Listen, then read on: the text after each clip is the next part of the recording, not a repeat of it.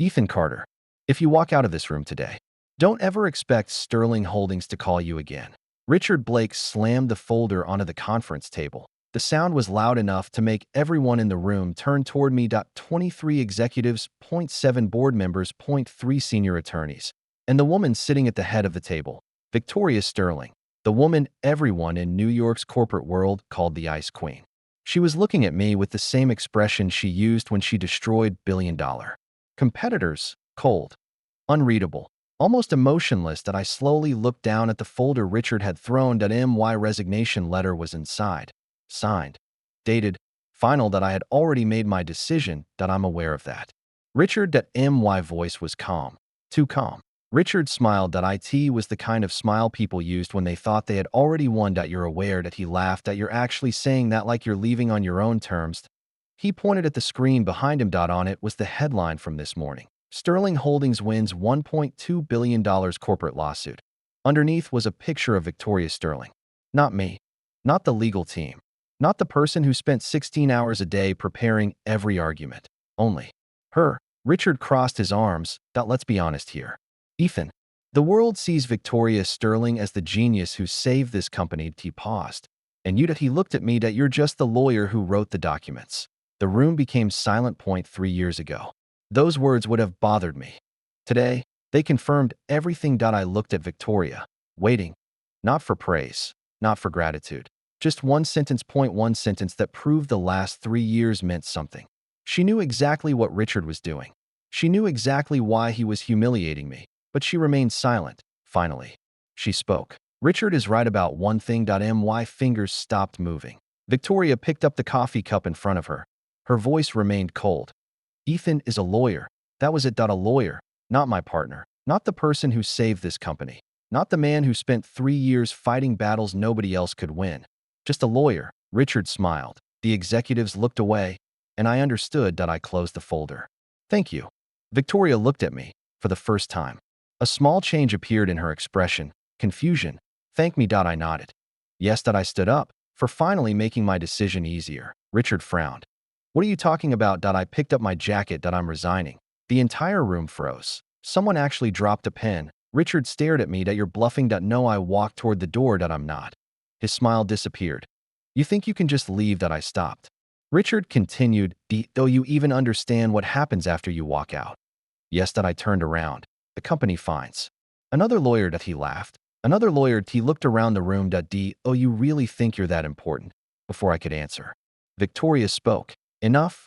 Everyone became quiet. Richard immediately turned toward her. Victoria. I'm just reminding him of reality. No. Her eyes moved to him. You're trying to provoke him. Richard opened his mouth, but she stopped him. Leave. The room became tense. Richard looked shocked. Excuse me. You heard me. Victoria's voice became colder. Leave the meeting. Richard stared at her, then at me. His expression changed. For a moment, I thought maybe she would finally say something. Maybe she would stop me. Maybe she would ask me why, but she didn't. Richard left. The door closed. Only Victoria and I remained. 3 years, 317 victories, thousands of hours, and now only silence. She looked at my resignation letter. Why did I almost laughed? That was her question. Why did I had expected anger? Did I had expected negotiation? Did I had expected her to ask me to stay? Instead, why did I put my hands into my pockets? Because I'm tired. Victoria frowned slightly. You're tired. Yes. Out of the workload. No. Then what? I looked directly at her. I'm tired of being invisible. For the first time in 3 years. Victoria Sterling had no immediate answer. I continued. I helped you win 317 cases. She remained silent. I defended your company when 3 different firms told you it was impossible. Silence. I found the contract loophole that saved Sterling Holdings from a $900 million loss. Silence. I stayed awake for 4 days during the Harper acquisition lawsuit. Still silence. And yesterday, when everyone celebrated the victory, I smiled. They put your name on every newspaper. Her expression changed slightly. Ethan. No. I shook my head. I'm not blaming you. That made her stop. Because Victoria expected anger. She expected accusations. She expected me to say she used me. But I didn't. I chose to stay. I looked at the resignation letter. And now I'm choosing to leave. She stood up. Ethan. Her voice was different. Not the CEO voice. Something else. Don't do this. Those 4 words surprised me. Because Victoria Sterling never begged anyone. Not employees, not investors, not competitors, nobody. But I still shook my head that it's too late. She walked around the table. Tell me what you want, and I looked at her. What? Position? She spoke quickly. Partner title. More compensation. Equity. I almost smiled. You think this is about money? She stopped. Then what is it about? I answered honestly. Respect. The word stayed between us. Victoria looked away. That was the first time I saw her lose control. Only for a second. But I saw it. She had no idea how to respond. Because Victoria Sterling could negotiate billion-dollar deals, she could destroy competitors in court. She could convince investors to trust her, but she didn't know how to handle someone walking away, especially me. After a long silence, she finally said, take a week. I shook my head. No. Ethan. No. My answer was firm. I already stayed 3 years. She looked at me. Because you hate me. I froze. That question came from nowhere. I stared at her. Victoria Sterling, the woman who never showed weakness, the woman everyone feared, actually thought I hated her. I lowered my voice. No. Then why? I answered. Because I respected you. Her eyes moved, and that's why this hurts. For a moment, neither of us spoke. Then I walked out. And I didn't know that 3 years later, the woman I thought I had left behind would walk into my life again. Not as my CEO, not as my client, but as the woman holding a ring. I expected Sterling Holdings to call me within 24 hours. I was wrong. For 3 days, my phone remained completely silent. No messages, no emails, no calls from Victoria, nothing. At first, I thought maybe I had misunderstood everything. Maybe I really was just an employee. Maybe after 3 years of fighting beside her, my absence meant nothing. Then I remembered something. Victoria Sterling was not the type of person who chased anyone. She never apologized. She never explained herself. She never admitted mistakes. The entire corporate world knew her reputation. When Victoria wanted something, she got it. When she lost something, she replaced it. That was the reason I stayed away. Because a part of me already knew if she could replace me, she would. And I didn't want to watch that happen. On the 4th day, I received a call from my old mentor, Daniel Hayes. The moment I answered, he laughed. You actually did it. I leaned back. Did what? You quit Sterling Holdings. I looked at my phone. How did you hear about it, Ethan? Half of Wall Street heard about it. I frowned. That fast? Daniel laughed again. You don't understand your own value. I didn't respond. He continued. 3 years ago, nobody knew your name. Now every major law firm wants you. I received 6 calls this morning asking if you're available. I smiled. 6.6. He paused. Actually, 7. Who's the 7th? His voice changed. Sterling Holdings. I became silent. What did they say? They didn't say much. Then why call? Because they asked one question. I waited. Daniel lowered his voice. Where is Ethan Carter? I didn't answer. Daniel sighed. Are you sure about leaving? Yes. Even after everything? Yes. Even Victoria. I looked out the window. Yes. Daniel was quiet for a moment. Then he said, Ethan, yet do you know something funny? What? You're the only person in the world who can make Victoria Sterling nervous. I laughed. That's impossible. No. Daniel was serious. It's true. I shook my head. You don't know her. I know enough. He paused. The woman who destroyed 3 competitors in 1 year. The woman who fired an entire executive team in 1 meeting. The woman who made investors apologize after doubting her. She's not afraid of anyone. Then he added, but she was afraid when you walked away. I didn't know how to answer. Because deep down, I wanted to believe him. But wanting something didn't make it true. A week later, I officially returned to my old life. No private meetings, no emergency calls at midnight, no billion-dollar lawsuits, no boardroom battles. Just normal legal work, small businesses, contract reviews, family disputes, things most corporate lawyers ignored. And surprisingly, I liked it for the first time in years. I wasn't waking up because Victoria needed me. I was waking up because I wanted to. Then my mother called. Ethan. I immediately knew something was wrong. What happened? Nothing happened. That was exactly what she always said before something happened. Mom, she sighed. Your father and I want to talk about something. I closed my eyes. Here it came. What? Marriage. I almost dropped my phone. Marriage. Yes, Mom. Seriously, you're 32. I'm aware. You work too much. I don't work as much anymore. Exactly. I frowned. What does that mean? It means now you have no excuse. I laughed. Mom. No. Her tone became serious. You spent 3 years helping another person build her empire, and now You need to build your own life. I knew arguing was useless. My mother had already decided. When? Saturday.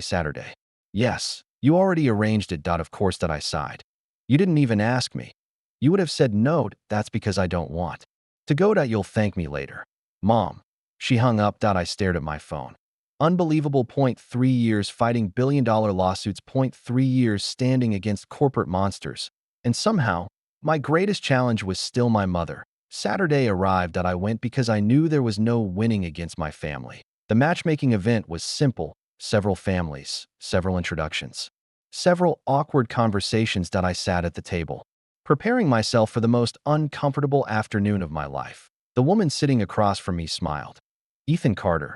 Yes, I heard you're a lawyer. I am. Corporate. Used to be. I nodded. I left. She looked surprised. People usually don't leave successful positions. Sometimes they do. Why? I thought about Victoria, then answered, because success isn't always worth the price. The woman looked like she wanted to ask more, but before she could, the entire room became quiet. Not gradually, instantly. People stopped talking.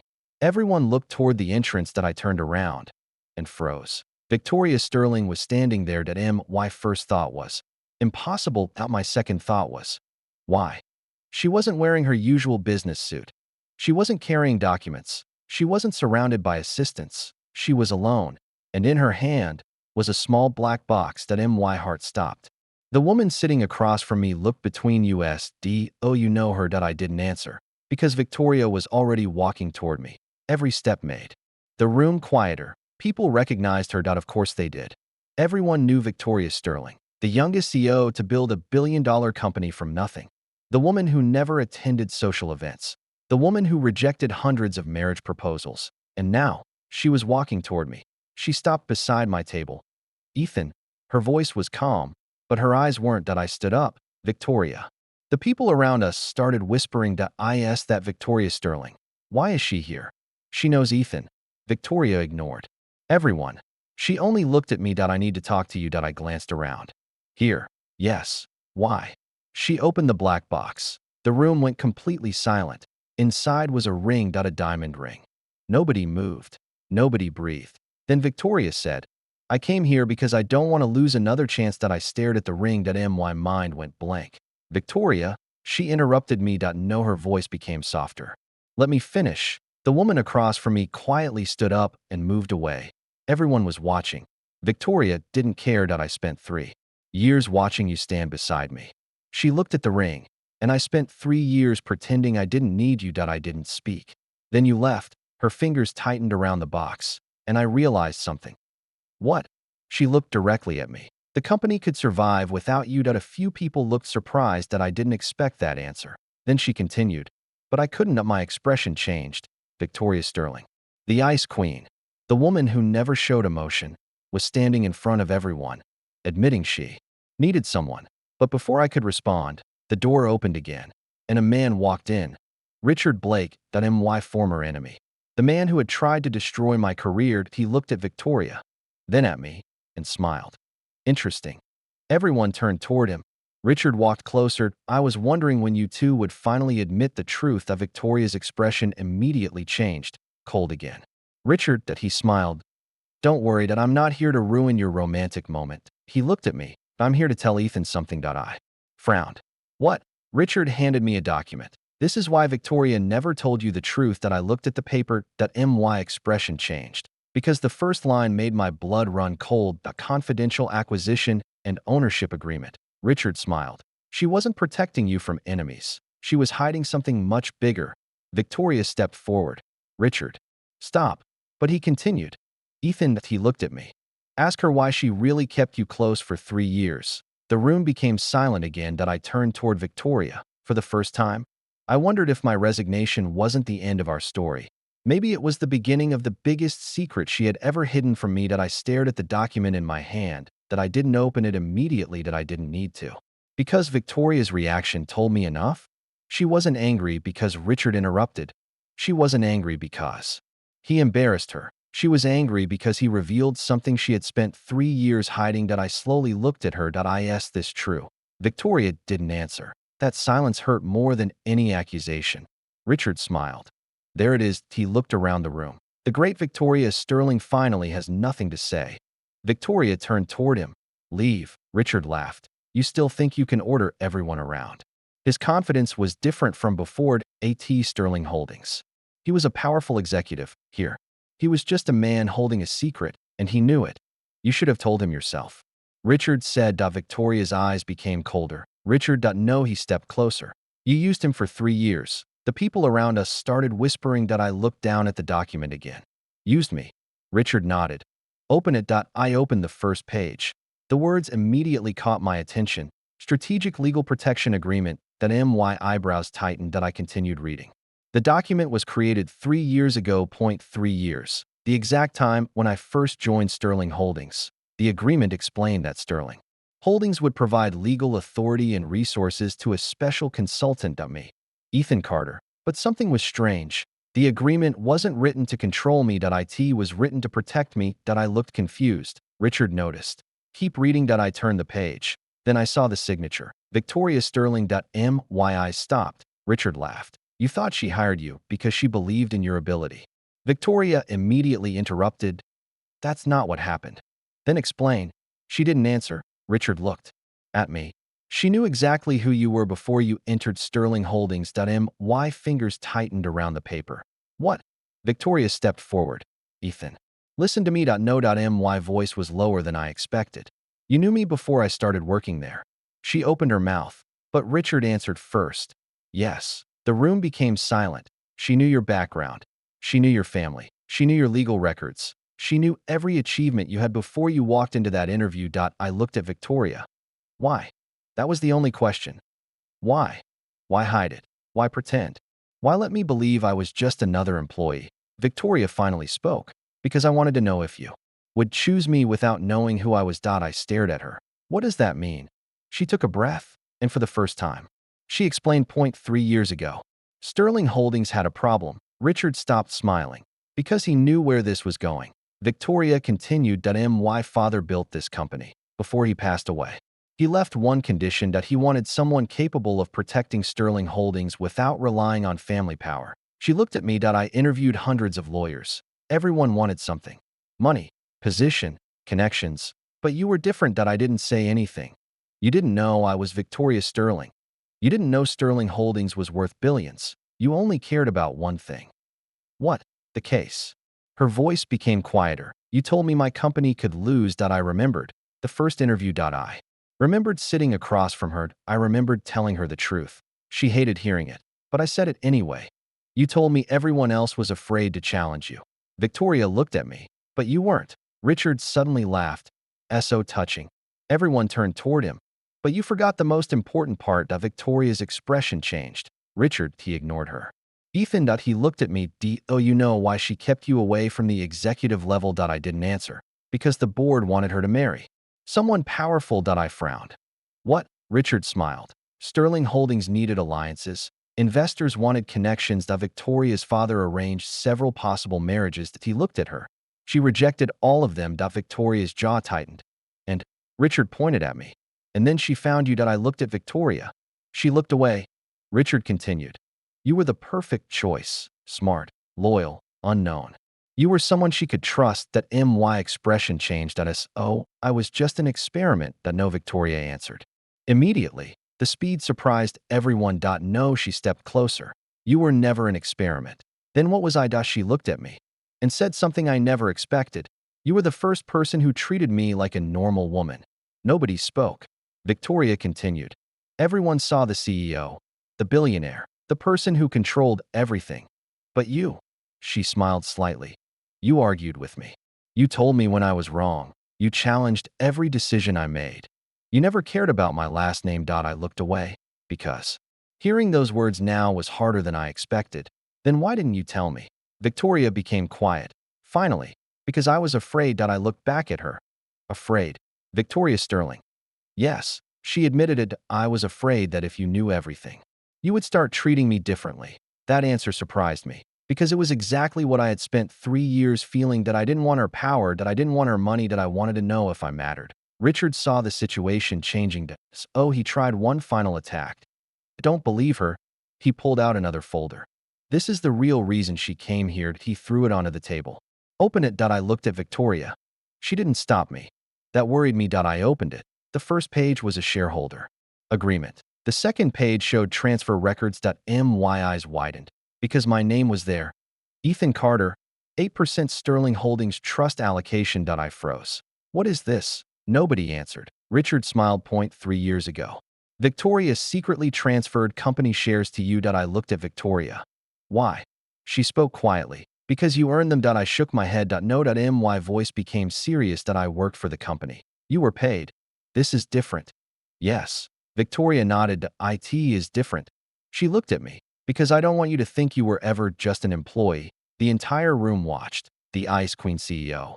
The woman who owned billions was offering part of her empire, not as payment, but as recognition. Richard's expression finally changed because he realized something. He had tried to destroy Victoria's relationship with me, but instead, he exposed how much she valued me. Victoria took the ring again. She walked closer. Ethan. I looked at her. I know I should have told you everything earlier. Yes. I know I made mistakes. Yes. But I don't want another 3 years to pass. She opened the ring box. I don't want you to be my lawyer. I don't want you to work for me. I don't want you standing behind me anymore. She looked directly into my eyes. I want you standing beside me. The room became completely silent. Then she said, will you marry me for 3 years? I had imagined many possible endings. Winning another case, leaving the company, starting over, but never this. Never Victoria Sterling standing in front of me. Never the woman who controlled an empire asking me for something she couldn't be. My phone suddenly rang. Everyone looked at it. I checked the screen. It was an unknown number. I answered. A man's voice came through. Mr. Carter. Yes. This is the Sterling Holdings legal department. I frowned. What happened? The man hesitated. Your former company has a serious problem. What problem? An international lawsuit. How serious? Another pause. Then, $80 billion. The entire room went quiet. Victoria looked at me. Richard stopped smiling. The man continued. And there is only one lawyer the board wants. I already knew the answer. Who? The man said, Ethan Carter. I looked at Victoria. 3 years ago. I walked away because I thought I was finished fighting her battles. But now I understood. The biggest battle of my life was never a lawsuit. It was deciding whether I was willing to stop running from the one person who had been fighting for me all along. I looked at the ring, then at Victoria, and I smiled. Victoria. Yes. I have one condition. Her eyes narrowed. What condition? I handed the document back to Richard. Then I looked at her. If I come back? She waited. I don't work for Sterling Holdings. A small smile appeared on her face. Then what do you do? I stepped closer. I stand beside you. For the first time in 3 years, Victoria Sterling smiled. Not the CEO smile. Not the public smile. A real one. And nobody in that room knew. That moment would become the beginning of the biggest legal war in American corporate history. And the beginning of my life with the woman who once seemed impossible to reach. $80 billion. The number stayed in my mind long after the call ended. $80 billion. A lawsuit that could destroy one of the largest companies in America, and somehow, the board wanted me. 3 years ago. I would have considered that the greatest compliment of my career. 3 years ago. I would have immediately opened my laptop, reviewed every document, and spent the next few months fighting until I won. But that was before I left, before I realized what it felt like to be invisible, before I understood that winning cases didn't mean winning everything. Victoria was still standing in front of me. The ring was still in her hand. Everyone was waiting for my answer, but I wasn't thinking about marriage. Not yet. I was thinking about the lawsuit, because that was who I was. A lawyer. Even after everything. Victoria noticed the change in my expression. What happened? I looked at her. Sterling Holdings. Her face changed immediately. Not the CEO expression. The real one, the one only I had seen. What happened? I repeated the words from the call. An $80 billion international lawsuit. Nobody spoke. Richard's smile disappeared, because he understood exactly what that meant. A company doesn't receive an $80 billion lawsuit by accident. Someone planned it. Someone prepared it. Someone wanted Sterling Holdings destroyed. Victoria looked at me. Who called? Legal department. What did they say? They want me back. She didn't react, but I noticed her hand tighten around the ring box. Richard laughed quietly. Of course they do. Everyone looked at him. He smiled. Because without Ethan, Sterling Holdings is finally exposed. Victoria turned toward him. You know something. It wasn't a question. It was a statement. Richard shrugged. Maybe my eyes narrowed. Maybe he looked at me. Ethan, you're smarter than that. I stepped closer. Explain. Richard smiled. You really think an $80 billion lawsuit appears 1 week after you leave? The room became silent. Victoria's expression changed because she had already reached the same conclusion. This wasn't random. Someone waited. Someone knew exactly when to attack. And they chose the moment when I was gone. I looked at Victoria. Who is suing? She answered. Atlas Global Capital. My eyebrows tightened. That name was familiar. Very familiar. Atlas Global wasn't just a company. It was a financial empire. They owned parts of technology companies, energy companies, and international investment groups. Their legal department was considered one of the strongest in the world. I looked at Victoria. What is their claim? She hesitated. Only for a second, but I saw it, and that bothered me. What? She looked away. Intellectual property fraud. I stared at her. Sterling Holdings. Yes, that's impossible. I know. No, I shook my head. It's not just unlikely. It's impossible. Richard smiled. Why? Because Sterling Holdings doesn't operate that way. He laughed. You sound very confident. I am. I looked at him. Because I reviewed every major contract for the last 3 years. I paused. And there was nothing. Richard leaned forward. Maybe you missed something. That sentence annoyed me. Not because he insulted me, because he was right about one thing. Nobody catches everything. Not even me. Victoria stepped forward. Ethan. I looked at her. Come back. Point 2. Words. Simple. Direct. But they carried more weight than any offer. I looked around. Everyone was watching. Point 3 years ago. I would have immediately agreed. But now I had one question. Why? Victoria looked confused. Why? Yes. I stared at her. Why do you need me? Her expression changed. Because you're the best lawyer I know. That's not enough. She became quiet. I continued. You have thousands of employees. You have dozens of lawyers. You have unlimited resources. SOY me for several seconds. She said nothing. Then, because I trust you, the answer was immediate. No calculation. No strategy. Just honesty. And somehow, that made it harder. I looked away. Richard interrupted. How emotional. Victoria ignored him. Ethan. I looked back. I know what I did hurt you. The room became silent. Victoria Sterling. Admitting she hurt someone. Nobody in that room had probably ever heard that before. I should have explained. Yes. I should have told you the truth. Yes. But I didn't. She took a breath. Because I was afraid. I looked at her. Again. That word. Afraid. The most powerful woman in the room. Afraid. Afraid of what? She answered. Afraid that. Once you knew everything about me. She paused. You would leave. I almost laughed. Not because it was funny. Because it was exactly what happened. I left anyway. Yes. She looked at me. But not because you knew. A silence followed. Because I didn't tell you. That was the first time I saw Victoria accept responsibility. No excuses. No defense. Just the truth. Before I could respond. My phone rang again. Same legal department. I answered. Mr. Carter. Yes. The board has scheduled an emergency meeting. When? Tomorrow morning. Who will attend? A pause. Everyone. Everyone. Yes. The board members, the shareholders, and Atlas Global's legal team. My expression changed. They're already there. Yes. That was impossible. Unless I ended the call. Victoria immediately asked, what if they're not waiting for negotiations? What do you mean? I looked at her. They're preparing for war. The next morning, I returned to Sterling Holdings for the first time in 7 days, and the first time since I walked away. The reaction was immediate. Employees stopped talking. Executives looked surprised. Some looked relieved. Some looked nervous. Everyone knew. Ethan Carter was back. But this time, I wasn't returning as an employee. I wasn't returning as Victoria's lawyer. I was returning as someone who finally understood his value. When I entered the executive conference room, everyone was already waiting. Victoria was sitting at the head of the table. But when I walked in, she stood up. That surprised everyone, especially the board. The chairman, Robert Sterling, looked at her. Victoria. She ignored him. She looked at me. Ethan. I nodded. Though Sterling. The smallest change appeared in her eyes. She noticed that I didn't call her Victoria. Not yet. The chairman cleared his throat. Mr. Carter.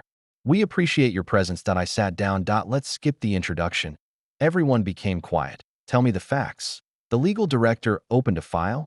Atlas Global claims Sterling Holdings illegally obtained technology patents from their subsidiary, How much are they demanding? $80 billion. Evidence. Silence. That I looked up. Evidence. The legal director hesitated. That we are reviewing. That I leaned back. Yes, oh, nobody knows. The room became uncomfortable. That I turned toward Victoria. How long has this been happening? 2 weeks. That I frowned. And you didn't tell me. She looked at me. You had already left. That's not an answer. She became quiet. The chairman interrupted. Mr. Carter, we didn't bring you here to discuss personal matters. That I looked at him. Good. That I pushed the file back. Because I'm not here personally. Everyone watched me. That I continued. I'm here because someone is trying to destroy this company. The chairman nodded. Exactly. That no, I looked at the documents. That you're wrong. Everyone froze. What? This isn't an attack on Sterling Holdings. That I picked up the file. This is an attack from inside Sterling Holdings. That Victoria's expression changed. What makes you say that? That I opened the evidence. Report. Because Atlas Global has information nobody outside this company should have. The room became silent. That I looked at everyone. Which means I closed the folder. There is a traitor here. The room remained silent after I said those words. There is a traitor here. Nobody moved. Nobody spoke. Because everyone understood what that meant. An $80 billion lawsuit wasn't built overnight. That a legal attack of this scale required preparation. Someone had access to internal documents. Someone knew Sterling Holdings. Weaknesses. Someone inside the company wanted Victoria Sterling to fall. The chairman, Robert Sterling, finally broke the silence. Mr. Carter, that is a serious accusation. I looked at him. I noted. Oh, you have proof? Not yet. The chairman frowned. Then you shouldn't make statements like this in front of the board. I leaned forward. And you shouldn't ignore the possibility just because it makes everyone uncomfortable. The room became tense. 3 years ago. I would have softened my words. That I would have considered everyone's position. That I would have carefully chosen every sentence. But I wasn't the same person anymore. That I had spent 3 years protecting this company. Now I was protecting the truth. Victoria looked at me. And I noticed something. She wasn't trying to control the meeting. She wasn't interrupting. She was letting me speak. That was something Victoria Sterling rarely did. The legal director opened another file. Mr. Carter, we found something unusual. I looked at him. What? 3 weeks ago. Several confidential patent documents were accessed. He hesitated. That's the problem. I frowned. Explain. The access logs were deleted. Impossible. I immediately understood the seriousness. Someone didn't just steal information. Someone knew how to erase evidence. I looked at the IT report. Who has administrator access? The director answered. 7 people. Names. He gave me the list. CFO. Legal director. IT director. 2 senior executives. And Richard Blake. The room changed instantly. Everyone looked at Richard. He was sitting quietly. Too quietly. I turned toward him. Interesting. Richard smiled. Am I supposed to be offended? No, I looked at the list. I'm supposed to be suspicious. A few executives exchanged looks. Richard leaned back. You've been back for less than 10 minutes. And you're already accusing me. I'm investigating. No, he shook his head. You're targeting me. I smiled. Why would I target you? He didn't answer. Because both of us knew. There was history. Richard had spent 3 years trying to prove I didn't belong. Now he was suddenly one of the people with access to stolen information. That didn't prove he was guilty. But it made him interesting. Victoria finally spoke. Richard. Everyone looked at her. Provide your access records. Richard's expression changed. Victoria. Now. The room froze. Because everyone understood. She wasn't asking. She was ordering. Richard slowly smiled. You trust him more than me. Victoria looked at him. This isn't about trust. Then what is it about? Evidence. Richard stared at her for the first time. He looked uncertain. I noticed. And I remembered something. Richard was arrogant, but he wasn't stupid. If he was involved, he would have prepared. Someone like him didn't leave obvious mistakes. I looked at the documents again. Wait. Everyone turned toward me. I pointed at the access records. When did Atlas Global file the lawsuit? The legal director answered. Monday morning. And when did they obtain the stolen documents? According to their claim. Sunday night. I nodded. That's impossible. The chairman frowned. Why? Because these access records were modified on Monday afternoon. Everyone looked confused. I continued. They're not showing when the files were stolen. They're showing when someone tried to make us believe they were stolen. Silence. Victoria immediately understood. This was staged. I nodded. Yes. Someone wasn't just stealing information. Someone was creating a fake trail. Richard's expression became serious. For the first time.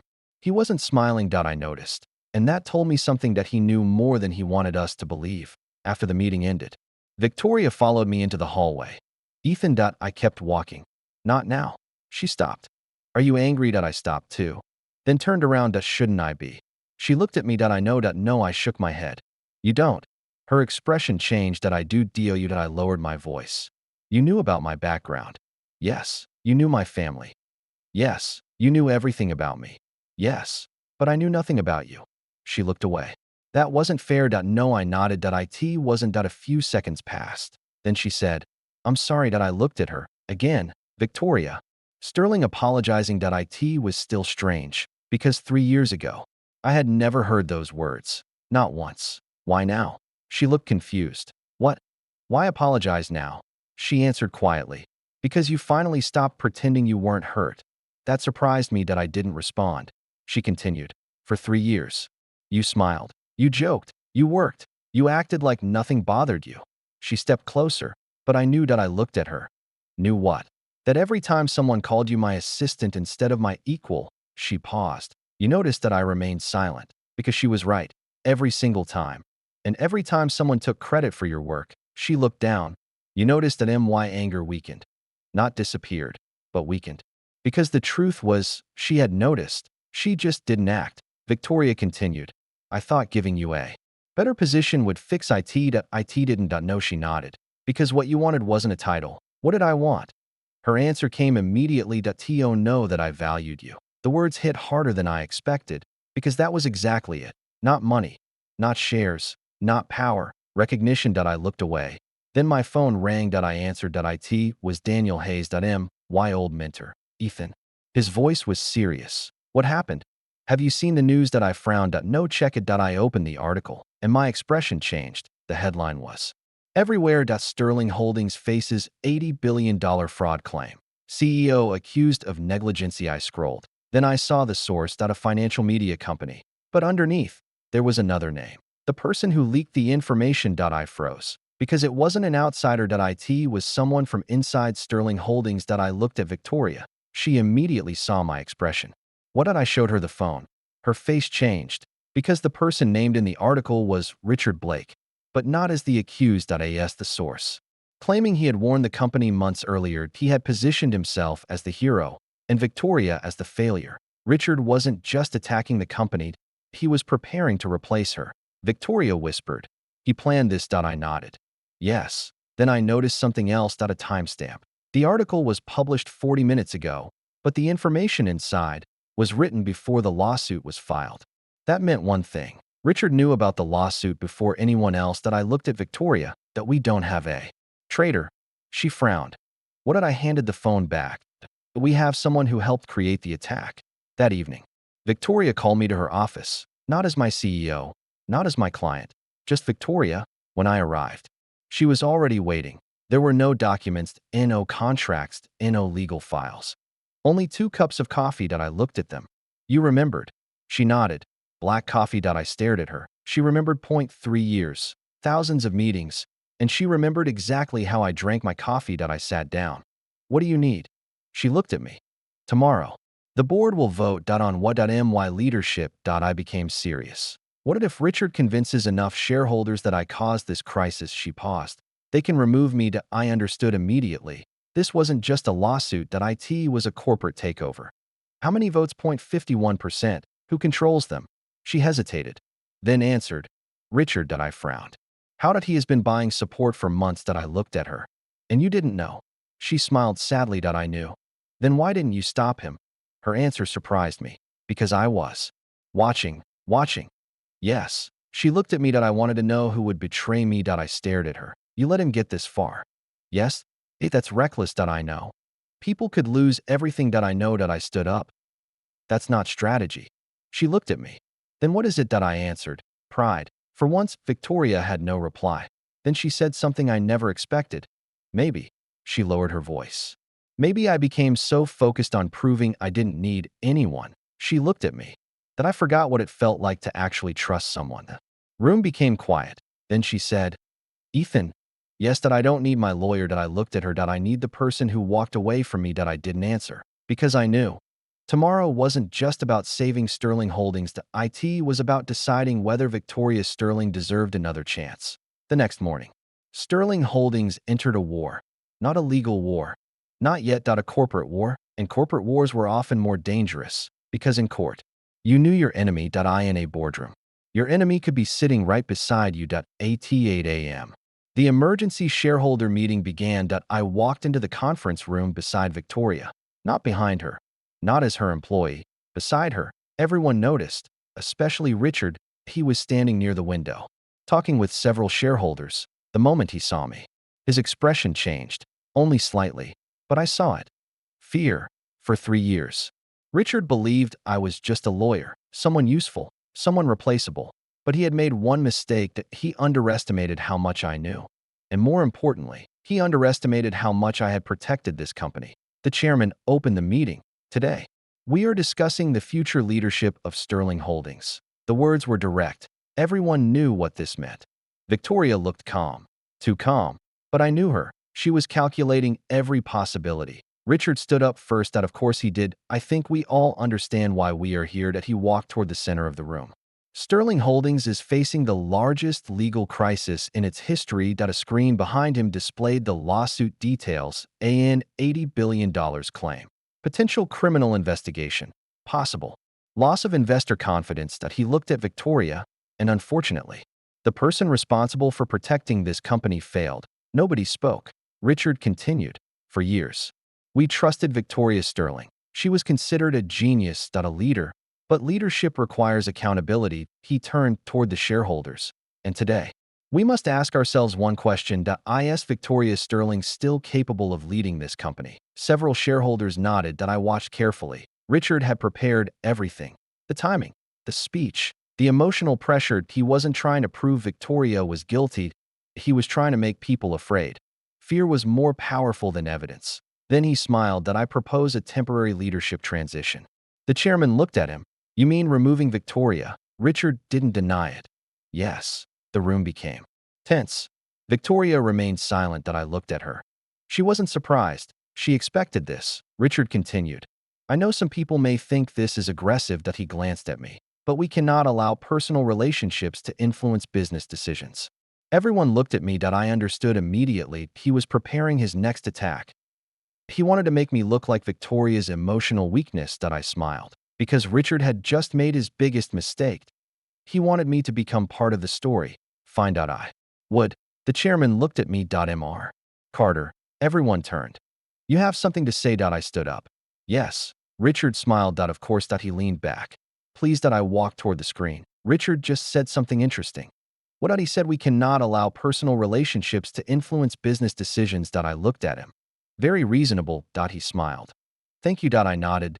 That's why I want to discuss yours. His smile disappeared. The room became quiet. What are you talking about? I opened a folder. 3 months ago, Atlas Global Capital created a subsidiary. I pressed a button. A document appeared. Sterling Acquisition Partners, LLC.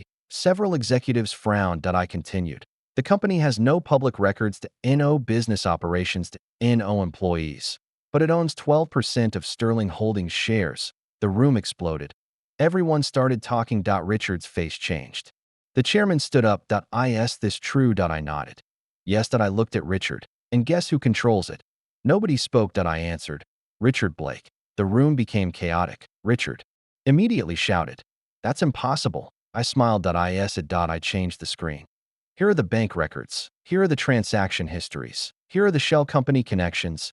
Each document appeared. Richard's confidence disappeared piece by piece. You forged these. No. I shook my head. You made the mistake of believing nobody would look. He stepped forward. You had no right to investigate me. I laughed. Actually, I did. I held up my attorney license.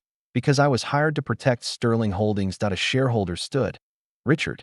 Explain. Richard looked around. For the first time, he had no perfect answer. He had spent months preparing to attack Victoria, but he never prepared for someone attacking him. I continued. And that's not all.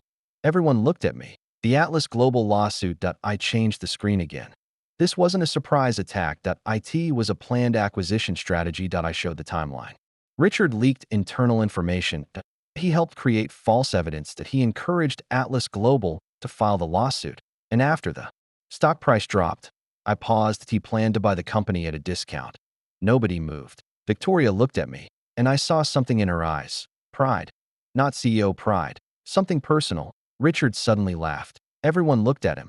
You think you won. His expression changed. You think showing some documents means everything is over. He looked at Victoria. You still don't understand. Victoria narrowed her eyes. What? Richard smiled. The lawsuit is already filed. Yes. The investors are already scared. Yes. The market already reacted. Yes. That he looked at me. And your evidence. That he laughed. Too late. That I didn't respond. Because he was right about one thing. Evidence mattered.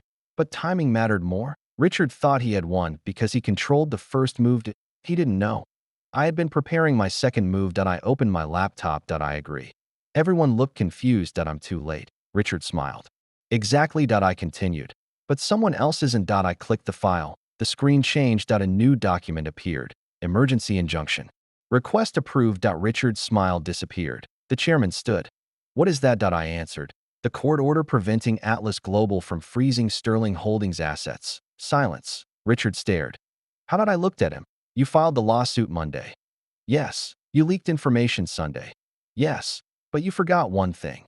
What? You filed in federal court. His expression changed. I continued. And federal courts require complete disclosure. I pointed at the documents. Your lawsuit contained false evidence. Richard stepped back. No. Yes. I closed the laptop. And now Atlas Global has a problem. The chairman asked. What problem? I smiled. They are not suing Sterling Holdings anymore. They are defending themselves. Nobody spoke, because everyone understood. The entire attack had reversed. Richard's plan had collapsed after the meeting ended. The board voted. The result was unanimous. Victoria remained CEO. Richard was removed immediately. Federal investigators later opened an official investigation. The man who spent months planning Victoria's downfall lost everything in one day. But I didn't stay for the celebration. I stood outside the conference room. Victoria found me. You're leaving. It wasn't a question. I nodded. Yes. Her expression changed. But why? I looked at her. Because the crisis is over. No. She stepped closer. It isn't. I frowned. What? She looked at me. The company is safe. She paused. But I still have a problem. What problem? You. I didn't answer. Victoria took a breath. I spent 3 years pretending you were just my lawyer. She looked at me. I spent another week pretending I could let you go. Her voice became quieter. I can't. I looked away. Victoria. No. She interrupted. Let me finish, for once. I listened. I don't know how to do this. That sentence shocked me. Because Victoria Sterling always knew what to do. I know how to run a company. I know how to win negotiations. I know how to defeat competitors. She looked at me. But I don't know how to convince the one person I care about to stay. The hallway became quiet. I looked at her. Care about? She didn't avoid the question. Yes. A simple answer. No strategy. No calculation. Just honesty. I care about you. 3 years. 317 cases. Thousands of hours. Together. And finally, she said it. I didn't know what to say. I asked. Why now? She smiled slightly. Because you leaving made me realize something. What? I can replace employees. I can replace lawyers. I can replace executives. She stepped closer. But I can't replace you. I looked at her. The Ice Queen CEO, the woman who once seemed impossible to understand, was finally showing me the person behind the title. Then she handed me the ring again. Ethan. I looked at it. This is not a contract. I know. This is not a business decision. I know. This is not because I need your help. I looked at her. Then what is it? She answered. Because I want you. For the first time in my life. I saw Victoria Sterling lose a negotiation. Because she wasn't trying to win. She was trying to be honest. I didn't take the ring. Not yet. But I didn't walk away either. And for Victoria Sterling, that was already the first victory. I thought Richard Blake's downfall would be the end of the war. I was wrong. It was only the beginning point. 3 days after the board meeting, Sterling Holdings officially announced that Richard had been removed from his position. The news spread across every major financial network. Sterling Holdings executive removed after internal fraud investigation. Investors celebrated. Employees relaxed. The market recovered. Everyone believed the crisis was over. Everyone except me. Because something bothered me. Richard was many things. Arrogant. Ambitious. Cruel. But he wasn't careless. A man who spent months creating an $80 billion attack would not leave everything behind so easily. There was something bigger, something we had not found. I was sitting in my office reviewing the case files when Victoria walked in. She didn't knock. She never did. But this time, I noticed something different. She wasn't walking like a CEO. She was walking like someone who needed an answer. Ethan. I looked up. What happened? She placed a folder on my desk. Another problem. I opened it. My expression changed immediately. What is this? Missing patents. I looked through the documents. Point 3 technology patents. All related to Sterling Holdings' renewable energy division. Estimated value, $4.6 billion. I looked at her. When did they disappear? Last night. I frowned. Disappear? She nodded. They weren't stolen from our servers. Then, they were transferred. That answer bothered me. Transferred to where? She didn't answer immediately, and that told me everything. Victoria. She looked at me. The transfer destination is unknown. I leaned back. That's impossible. I know. No, I shook my head. Nothing is unknown. Someone knows. She stayed silent. I studied her expression. You're hiding something. No, Victoria. She looked away. That was enough. I closed the folder. What happened? After several seconds, she finally answered. 2 weeks before Richard's attack. She paused. Someone warned me. About what? That Sterling Holdings had a security problem. I frowned. Who warned you? She looked at me. Your former colleague. My expression changed. Who? Daniel Hayes. I immediately grabbed my phone. Daniel answered on the second ring. Ethan. Daniel. My voice made him serious. What happened? I need information about.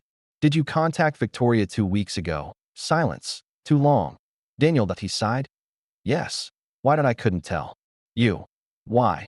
Because Victoria asked me not to. I looked at Victoria. She lowered her eyes. My voice became colder. You both kept secrets from me, Ethan. Listen. No, I interrupted. I'm listening now. Daniel sighed. There was a problem with Sterling Holdings' patent records. What problem? Someone was changing ownership information. I frowned. Changing? Yes. Not stealing. No, then what? Daniel's voice became serious. Someone was preparing to legally prove those patents never belonged to Sterling Holdings. I froze. Because that changed everything. This wasn't theft. This was identity destruction. Someone wasn't trying to steal the company's assets. They were trying to erase the company's ownership. I looked at Victoria. She understood. Who? I asked Daniel. Oh, you know. A long pause. Then, yes. My hand tightened around the phone. Who? Daniel answered. Someone inside Sterling Holdings. I ended the call. The office became silent. Victoria looked at me. You're angry. Yes. Because I didn't tell you. Yes. She nodded. I understand. No, I looked at her. You don't. Her expression changed. Why? Because you still think this is about the secret. She didn't answer. It's not. Then what? I stood up. It's about trust. She looked down. I continued. For 3 years. You trusted me with your company. You trusted me with your lawsuits. You trusted me with billions of dollars. But when something threatened you personally, I paused. You decided I couldn't handle the truth. Victoria finally spoke. I was trying to protect you. I laughed quietly. Protect me? Yes. Victoria. I looked at her. I don't need protection. Silence. I need partnership. That sentence affected her. Because she knew that was what she had failed to give me. Not money, not shares, not power, equality. She walked closer. You're right. I looked at her. She continued. I made that mistake. I didn't expect her to admit it. Again. I spent my entire life believing needing people was weakness. She looked at me. But you proved me wrong. I didn't say anything. She continued. You didn't make me weaker. You made me stronger. Before I could answer, my computer suddenly received a notification. A new email. No sendered. No subject. Only one attachment. I opened it. One sentence appeared. Stop investigating or you will lose everything. Victoria immediately noticed. What is that? I turned the screen toward her. Her expression changed because underneath the message was a signature, not a name. A symbol. A black diamond. Victoria whispered. No, I looked at her. You know this? She nodded slowly. Yes. Who? She didn't answer. Victoria. Her voice became serious. Ethan. Who sent this? She looked at me. The person who destroyed my father's company. I froze. What? She continued. The person who almost killed Sterling Holdings 15 years ago. My expression changed. I thought your father handled that. He did. Then why are they back? Victoria looked at the message. Because they were never gone. I stared at the black diamond symbol on the screen. I had seen thousands of corporate logos in my career, thousands of signatures, thousands of legal marks. But this one was different Because Victoria Sterling looked afraid, not worried, not concerned, afraid. And that was something I had never seen before. Not when she faced billion-dollar lawsuits. Not when investors threatened to abandon her. Not when Richard tried to take control of her company. This was different. Victoria. She didn't answer. Who are they? She remained silent that I stood up. Victoria. Finally. She spoke. The Black Diamond Group. The name meant nothing to me. I frowned. Who are they? She looked at the message again. They're not a company. Then what are they? A network. What kind of network? Her expression became serious. People who buy companies after destroying them. I understood immediately. Corporate predators. But something was different. Normal investors competed. They negotiated. They acquired. This group destroyed. Then collected the remains. How long have they existed? Decades. Why haven't I heard of them? Because they don't want people to know they exist. I walked back to my desk. Evidence. Victoria shook her head. Almost none. That means there is some. She looked at me. You're doing it again. What? Investigating. I looked at her. Yes. Without thinking about yourself. I smiled. That's what lawyers do. No, her voice became firm. That's what you do. I stopped. Because she was right. I had spent my entire career fighting impossible battles. Not because I wanted attention, because someone had to. Victoria looked at me. And that is exactly why they are afraid of you. I frowned at me. Yes. Why? Because you don't care about winning. I raised an eyebrow. That sounds strange. She shook her head. No, she looked at me. Most people fight because they want something. Money, power, recognition. But you, she paused. You fight because you believe something is wrong. I didn't respond. Because that was the first time someone had actually understood me. 2 hours later. I was sitting with Daniel Hayes. He arrived immediately after my call. The moment he saw Victoria, he sighed. I knew this day would come. I looked at him. What day? The day Ethan found out. I frowned. Found out what? Daniel looked at Victoria. She nodded. Tell him. Daniel sat down. 15 years ago. Sterling Holdings almost collapsed. I knew some of the story. Victoria's father, Alexander Sterling, had built the company. After his death, Victoria inherited control. But there were details nobody talked about. Daniel continued.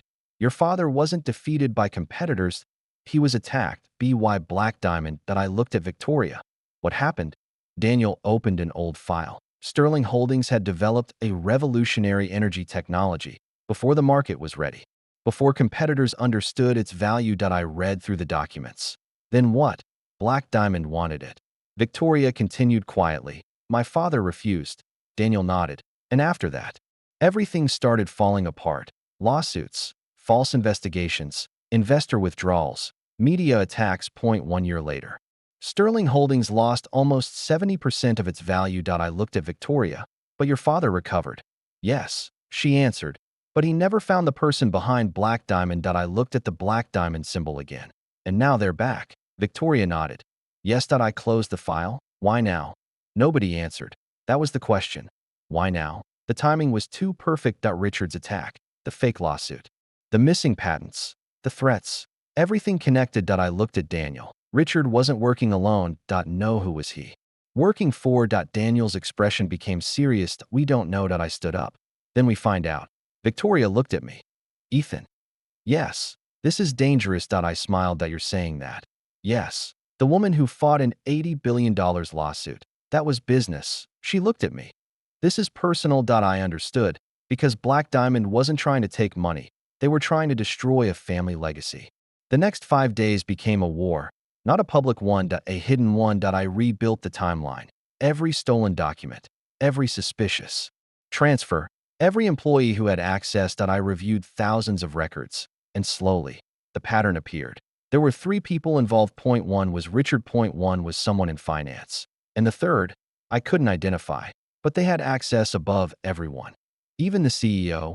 That meant only a few possibilities existed. I printed the access list.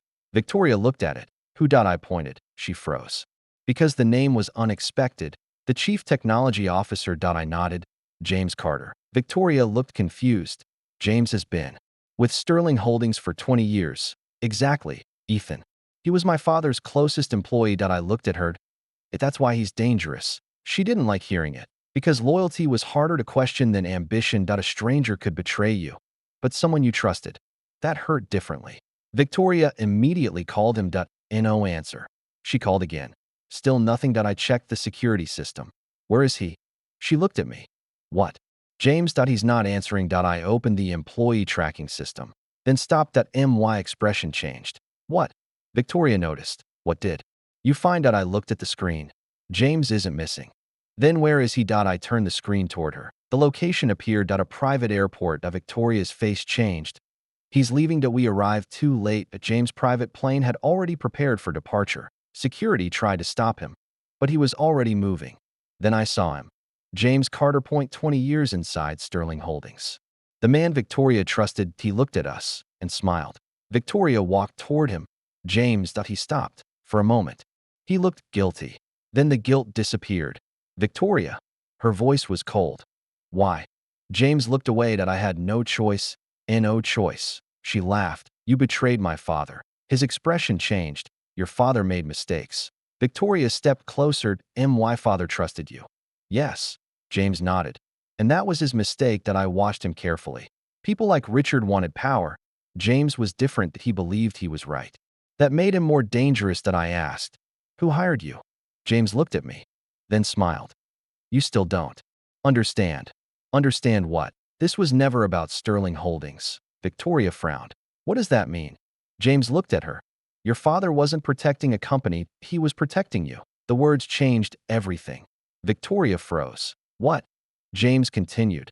The technology, the patents, the company. They were never the target. I stepped forward. Then what is? James looked at Victoria. You. Silence. Victoria's expression changed. What are you talking about? James smiled sadly. The Black Diamond Group has been waiting for 15 years. For what? For the last Sterling. My eyes narrowed. Explain. James looked at me. Victoria's father left something behind. What? A secret. A secret worth more than Sterling Holdings. Victoria shook her head. My father never told me. Exactly.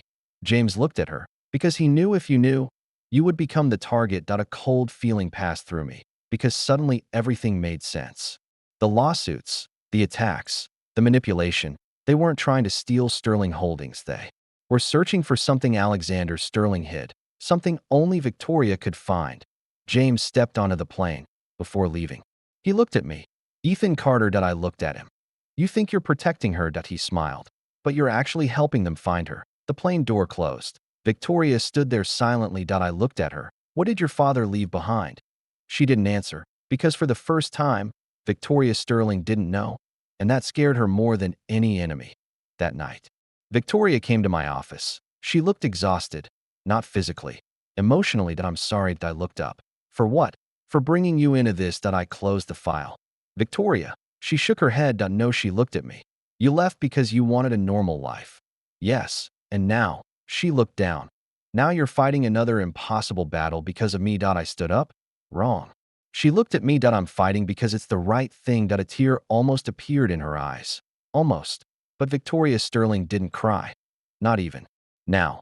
Ethan. Yes. She whispered. Why do you keep choosing me? I looked at her and answered honestly. Because someone should. For several seconds. She said nothing. Then she stepped closer. Not as a CEO. Not as a billionaire. Just Victoria. And quietly said, I'm glad it's you. I didn't answer. Because I knew something. The Black Diamond Group wanted a war. They had no idea who they were fighting. Because they weren't just fighting Sterling Holdings anymore. They were fighting me. And I had never lost a battle I believed in. I had fought hundreds of lawsuits. I had seen companies collapse overnight. That I had watched executives betray their partners for money. That I had watched billionaires lose everything because they underestimated the person sitting across from them. But nothing prepared me for the truth about Victoria Sterling. Because the enemy was not trying to destroy her company. They were trying to erase her family. And now I knew why Black Diamond had waited 15 years. They were waiting for Victoria to become powerful enough to find what her father left behind. The problem was, they weren't the only ones searching. Someone inside Sterling Holdings was still working for them. And I intended to find out who. Tell me everything your father told you. Victoria looked at me. We were sitting across from each other with every file related to Alexander Sterling's final years, for once. She didn't look like the CEO of a billion-dollar company. She looked like a daughter trying to understand a father's final secret. I already told you. No. I shook my head. You told me what you remember. She frowned. What's the difference? The difference is that people remember emotions. They forget details. Victoria looked at the documents that my father became paranoid during his last year. Paranoid. Yes. What did he do? She thought for a moment that he changed the security system. Anything else he stopped trusting? Executives. Anyone specific? She hesitated, then answered, James. I wrote it down. Why James? Because James knew my father better than anyone. I looked at her. And that's exactly why he could betray him. Victoria didn't like hearing that, but she didn't argue, because she knew I was right.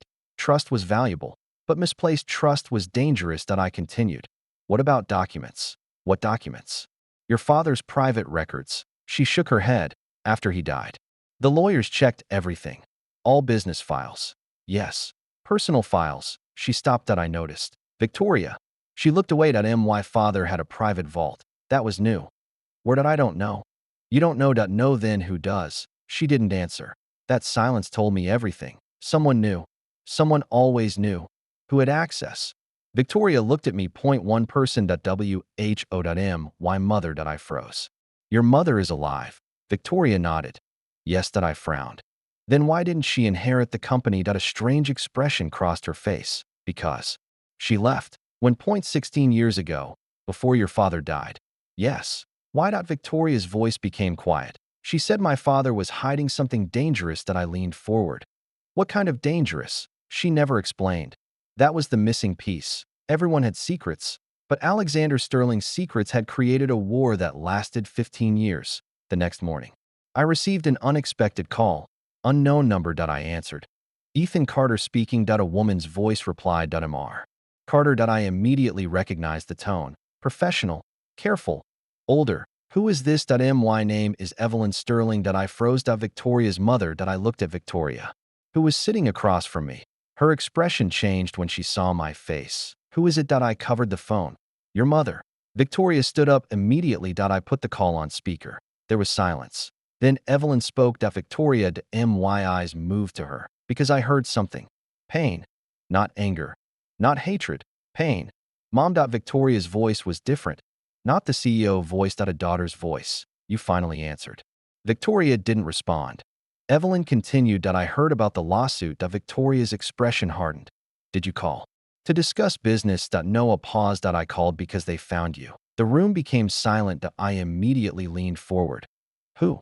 Evelyn didn't answer. Victoria asked. Who found me? The same people who destroyed your father. My hand tightened. Black Diamond. Silence. Then, yes. Victoria closed her eyes. How do you know? Because they came for me first. The word shocked us. When 2 weeks ago. I looked at Victoria. Why didn't you tell anyone? Evelyn sighed. Because I knew they were watching. I immediately understood they were monitoring communication. Yes. I looked at Victoria. Everything connected. Richard, James, the lawsuit, the threats. They had been controlling information. Evelyn continued. Victoria, listen carefully. What? Your father left something behind. Victoria looked at me. Something valuable. No. Evelyn's voice became serious. Something dangerous. I asked. What is it? Another silence. Then she answered. A list. What kind of list? The names of everyone who belongs to Black Diamond. My expression changed. That changed everything. A list of members, politicians, executives, investors, people with power. That was not just information. That was a weapon. Evelyn continued. Your father wanted to expose them, but he failed. Why? Because someone close to him betrayed him. Victoria looked at me. Who? Evelyn whispered. I don't know. That answer bothered me, because everyone seemed to know something, but nobody knew everything. Evelyn continued. The list was divided into 3 parts. 3. Yes. 1 part was hidden with your father. 1 part was hidden with me. And the final part, she stopped. Victoria asked, where is the third? Evelyn answered, with the person your father trusted most. My eyes narrowed. James Carter. Silence. Evelyn didn't confirm. She didn't deny. She didn't need to. Victoria's face changed. No. I looked at her. Victoria. She shook her head. James was like family. I replied. That's why your father trusted him. She looked at me. And that's why losing him hurt. Before we could continue, another notification appeared on my laptop. A message. Again. No cindered. No subject. Only one sentence. Stop looking for the list. Then another line appeared. Or Victoria will lose more than her company. Victoria saw it. Her expression changed. This time, She wasn't afraid for herself. She was afraid for me. Ethan. I looked at her. What? They know you're involved. I closed the laptop. Yes. And you're still going. I nodded. Yes. Why? I looked at her. Because they made one mistake. What? They threatened the wrong person. That afternoon, the first official court hearing began. Atlas Global's lawsuit was still active. Even though Richard's plan had collapsed, the legal battle remained. And now Black Diamond had entered the game. Their strategy became clear: destroy Sterling Holdings financially, force Victoria to sell, then take everything. The courtroom was packed. Atlas Global's legal team arrived with 15 attorneys. Their lead lawyer was Michael Cross, a man famous for winning impossible cases. He looked at me before the hearing started. You're Ethan Carter. Yes. I heard you were retired. I changed my mind. He smiled. People usually come back because they miss power. I looked at him. I came back because someone needs to stop you. His smile disappeared slightly. Good. The hearing began. Michael presented the accusation: Sterling Holdings illegally transferred intellectual property rights. The judge looked at us. Response. I stood. False. Michael smiled. Of course. He turned toward the judge. Mr. Carter has a reputation for aggressive arguments. I smiled.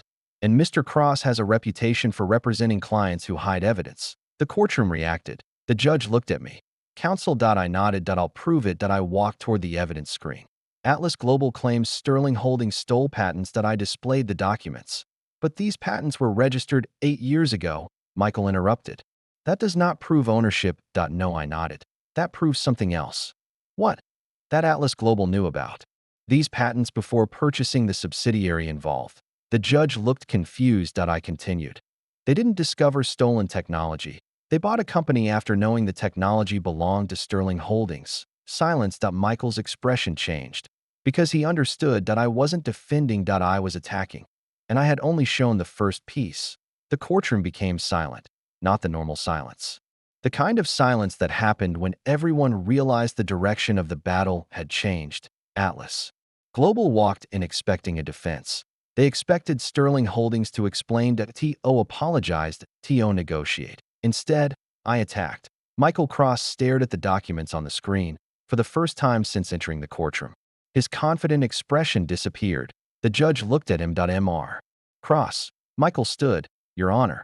This does not change the fact that Sterling Holdings benefited from a legally obtained intellectual property. I nodded. Interesting.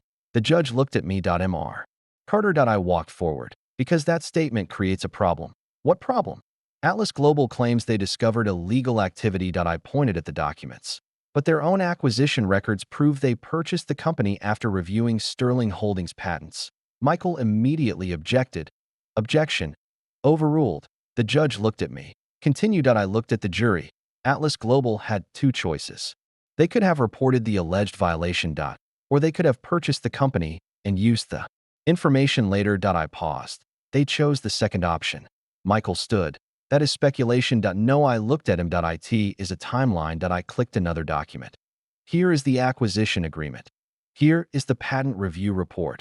And here, I displayed the final page. Is the signature of Atlas Global's legal representative approving the technology assessment. The courtroom reacted. Michael's face became serious. The judge looked at him. Counsel. Michael remained silent. Because he had no immediate answer. I continued. This lawsuit was not created to recover damages. It was created to manipulate the market. The judge frowned. Explained. I turned toward the evidence screen. 3 days before the lawsuit was announced, Atlas Global opened a short position against Sterling Holdings stock. Several people reacted. The judge looked at the documents. If proven, that would indicate market manipulation. I nodded. Exactly. Michael finally spoke. Your Honor. These allegations are irrelevant. No, I looked at him. They're the reason this lawsuit exists. The judge looked serious. This court will review these documents. Michael sat down. But I knew something. That was only the first round. Because Atlas Global wasn't the real enemy. They were a weapon. Someone else was holding the weapon. After the hearing ended, Victoria waited outside. She didn't speak immediately. She just looked at me. I already knew what she was thinking. What? She smiled slightly. You're enjoying this. I raised an eyebrow. Enjoying? Yes. The courtroom. I shook my head. No, she looked at me. Ethan. I sighed. Maybe a little, for the first time in days. She smiled. A real smile. Not the CEO smile. Not the public image. Just Victoria. You missed it. I looked at her. Missed what? Winning. I thought about it. Then shook my head. No, what I missed proving someone wrong. She laughed quietly, and that surprised me, because I rarely heard Victoria laugh. It made her seem like a completely different person. Then her phone rang. The smile disappeared. She answered. Hello. A few seconds later, her expression changed. What I immediately became serious. What happened? She ended the call. The board. What about them? They received an anonymous report. About what? She looked at me. About you. My eyes narrowed. What? They claim you manipulated the lawsuit. I almost laughed. They're accusing me. Yes. Who submitted it? She shook her head. Unknown. I understood immediately. Black Diamond. They couldn't win legally. They changed tactics. Destroy the person defending Victoria. I asked. What exactly did they claim? She handed me the report. I read it. My expression changed. Because the accusations were not random. They were carefully designed. The report claimed, I had a personal relationship with Victoria. I influenced legal decisions. I benefited financially. I manipulated evidence. A perfect attack.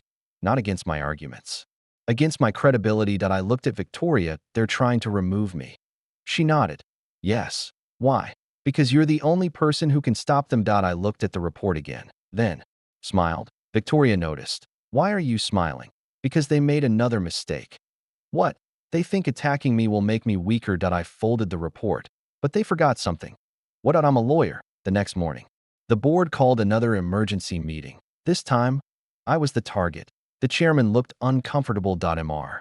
Carter. These allegations are serious. I nodded. I know. Several shareholders believe your involvement creates a conflict of interest. I looked around. Who believes that? Nobody answered. Interesting. The accusation was loud, but the support behind it was weak. I turned toward Richard's empty seat, because that was the difference. Richard was gone, but his influence remained. Someone was still controlling people. The chairman continued. The board needs reassurance. Find out. I placed a file on the table. What is this? Everything. I opened the file. My financial records. My legal history. My communications with Sterling Holdings. Every contract. Every payment. Every decision. The chairman looked surprised. You prepared this? Yes. 1.3 years ago. Everyone looked confused. I explained. Because lawyers know one thing. What? Anyone can become a target. I looked at Victoria. And powerful people create powerful enemies. Silence. Then Victoria stood. Everyone looked at her. She spoke. I support Ethan Carter. The chairman looked at her. Victoria. No, her voice was firm. This company survived because of him. Several executives looked surprised. She continued. For 3 years. He protected Sterling Holdings. He protected our investors. He protected our employees. And today, when someone attacks him, she looked around. You question him. Nobody spoke. This was the moment. The moment everyone saw the difference. Victoria wasn't protecting an employee. She was protecting her equal. Then the doors opened. A man entered. Everyone turned. I recognized him immediately. Michael Cross, Atlas Global's lawyer. But he wasn't here for court. He walked toward the table. I apologize for interrupting. The chairman frowned. This is a private meeting. Michael smiled. I know. Then why are you here? He placed a folder on the table. Because the lawsuit has changed. Victoria's expression hardened. What does that mean? Michael looked at me. Mr. Carter. Yes, your defense strategy worked. I waited. But it created another problem. What problem? He opened the folder. Inside was a new document. A document from federal court. My expression changed. Because the title read, Criminal Investigation Notice. The room froze. Michael continued. Atlas Global is no longer the plaintiff. We are cooperating with federal investigators. I frowned. Cooperating? Yes. With what? Michael looked at Victoria, then me. With Black Diamond. Nobody spoke. The name alone changed. Everything. Michael lowered his voice. They contacted us first. Victoria stood. When? Months ago. My eyes narrowed. Why tell us now? Michael smiled sadly. Because we realized something. What if we were never their partners? Then what were you? Michael answered. Their first victims. After Michael left. Nobody spoke. Because the situation had changed. Atlas Global was not the enemy. Richard was not the enemy. They were all pieces. The real enemy was still hidden. Victoria looked at me. Ethan. Yes, if they are coming after you. I interrupted. They already are. No, she shook her head. You don't understand. She looked at me. Black Diamond doesn't attack people. They erased them. A cold silence filled the room. I looked at the documents, the threats, the accusations, the investigation. Then I realized something. Black Diamond had spent 15 years preparing. They believed nobody could stop them.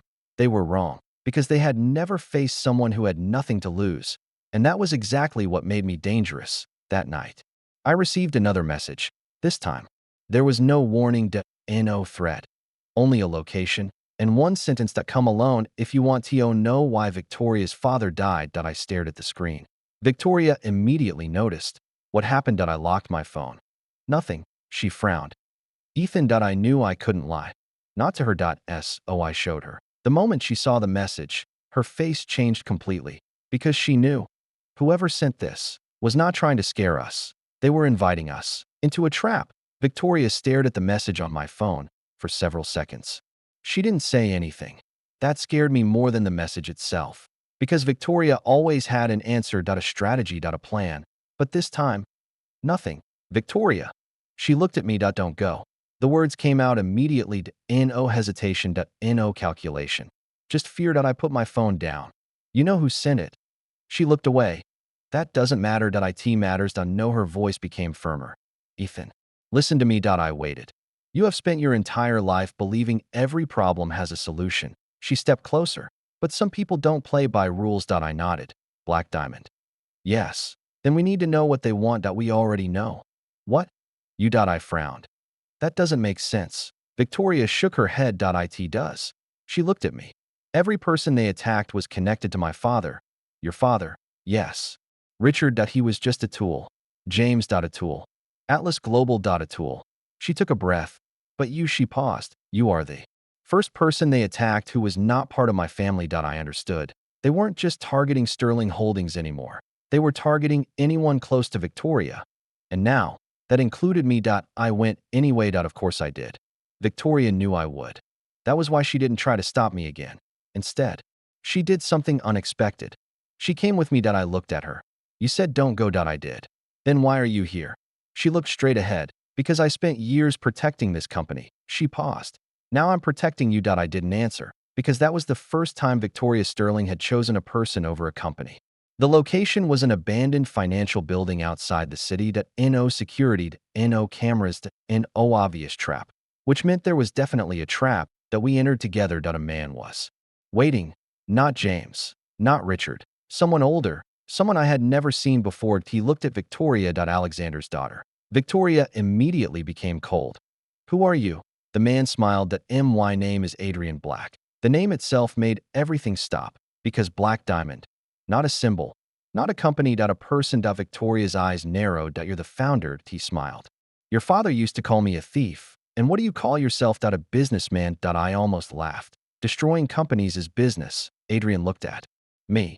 Ethan Carter. He knew my name. Of course he did. I've heard about you. I stepped forward.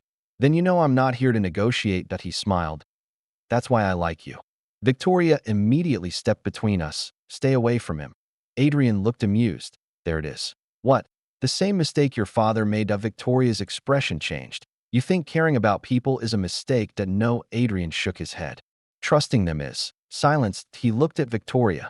Your father was brilliant. He built an empire. But he had one weakness. What he believed loyalty was real. Victoria's hands tightened. My father was a better person than you. Adrian smiled. Maybe. Then he looked at me. But he was also dead. The air changed. Victoria's expression became dangerous. Don't talk about him. Adrian ignored her. You know why your father lost? I didn't answer. Because he trusted James Carter. Victoria froze. I noticed. The surname. Carter. James Carter. Adrian smiled. Why? Yes. My expression changed. Wait. You know James. Of course. Why? Adrian looked at me. Because James Carter was never just your father's employee. Victoria stared. What are you saying? Adrian slowly answered. He was my son. Silence. The entire world seemed to stop for a second. Victoria stepped back. No, yes. That's impossible. No, Adrian smiled. That is the truth. Your father died protecting. My mind immediately connected everything. James Carter. 20 years inside Sterling Holdings. Trusted by Alexander Sterling. Then betrayal. Because he wasn't loyal that he was planted, Victoria whispered. My father knew. Adrian nodded. He discovered the truth. When 0.3 months before his death, Victoria's face changed. What happened? Adrian looked at her.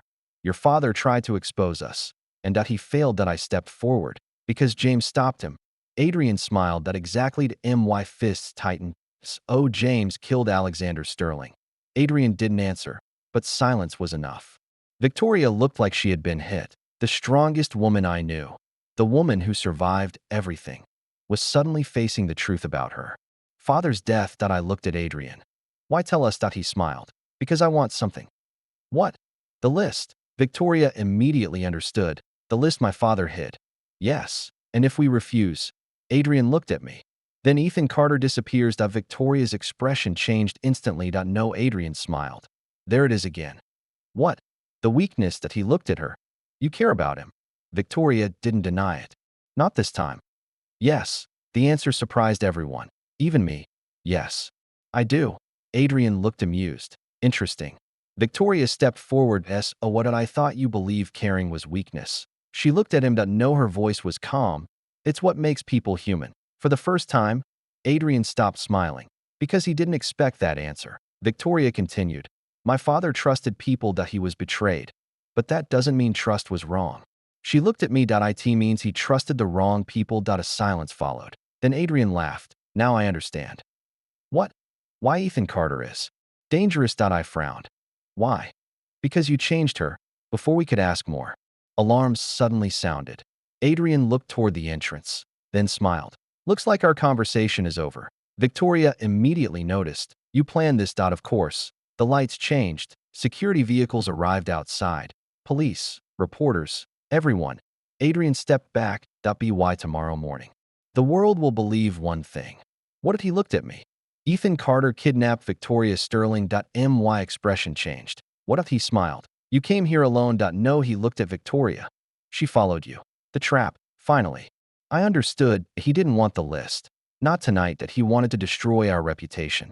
The next morning, every major news network published the same headline. Sterling CO found at secret meeting with unknown man. Ethan Carter under and the stock market reacted immediately. Sterling Holdings shares dropped 18%. Investors panicked. The board demanded answers. And the worst part, the evidence looked real. Too real. Victoria looked at the news report, then at me.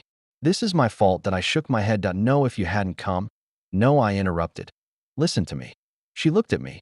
They wanted exactly this. She was silent. They wanted us separated. Why? Because together we are dangerous. A small smile appeared on her face. Even now, during a crisis, she smiled. You really believe that? I nodded. Yes. Why did I looked at her? Because we haven't lost yet. That afternoon, I received a call. The federal investigator. Mr. Carter. Yes. We need you to come in. For what? A pause. Then, because new evidence has appeared. What evidence? The investigator answered. Your fingerprints were found on confidential documents connected to Black Diamond. I froze. That's impossible. I know. Then why call me? Another pause. Because someone is trying to frame you. I looked at Victoria, and suddenly everything became clear. The attack, the lawsuit, the investigation, the rumors. They weren't trying to destroy Victoria anymore. They were trying to destroy me. Because if I fell, nobody would be left to fight for her. I ended the call. Victoria looked at me.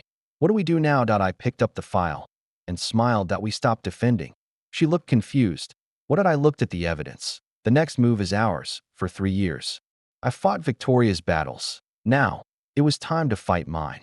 The moment my name appeared in the investigation report, I knew exactly what Black Diamond wanted. They didn't want money. They didn't want Sterling Holdings. They wanted silence. And the easiest way to silence someone was to destroy their reputation. I had spent my entire career building my name.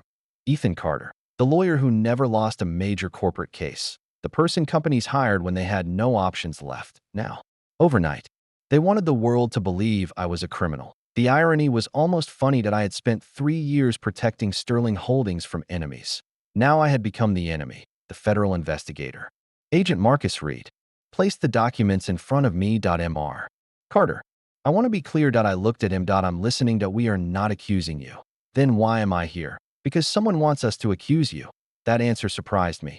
Marcus continued. The evidence against you looks convincing. I looked through the file. My signature. My access records. My fingerprints. Everything pointed at me. Too perfectly. I closed the folder. This is fake. Marcus nodded. I agree. You agree? Yes. Why'd he looked at me? Because criminals usually make mistakes. And this person didn't. He pointed at the documents. This was designed by someone who understands legal procedures. I leaned back. Oh, you know I'm innocent. I believe you are. But belief doesn't matter. He looked serious. Evidence matters. I nodded.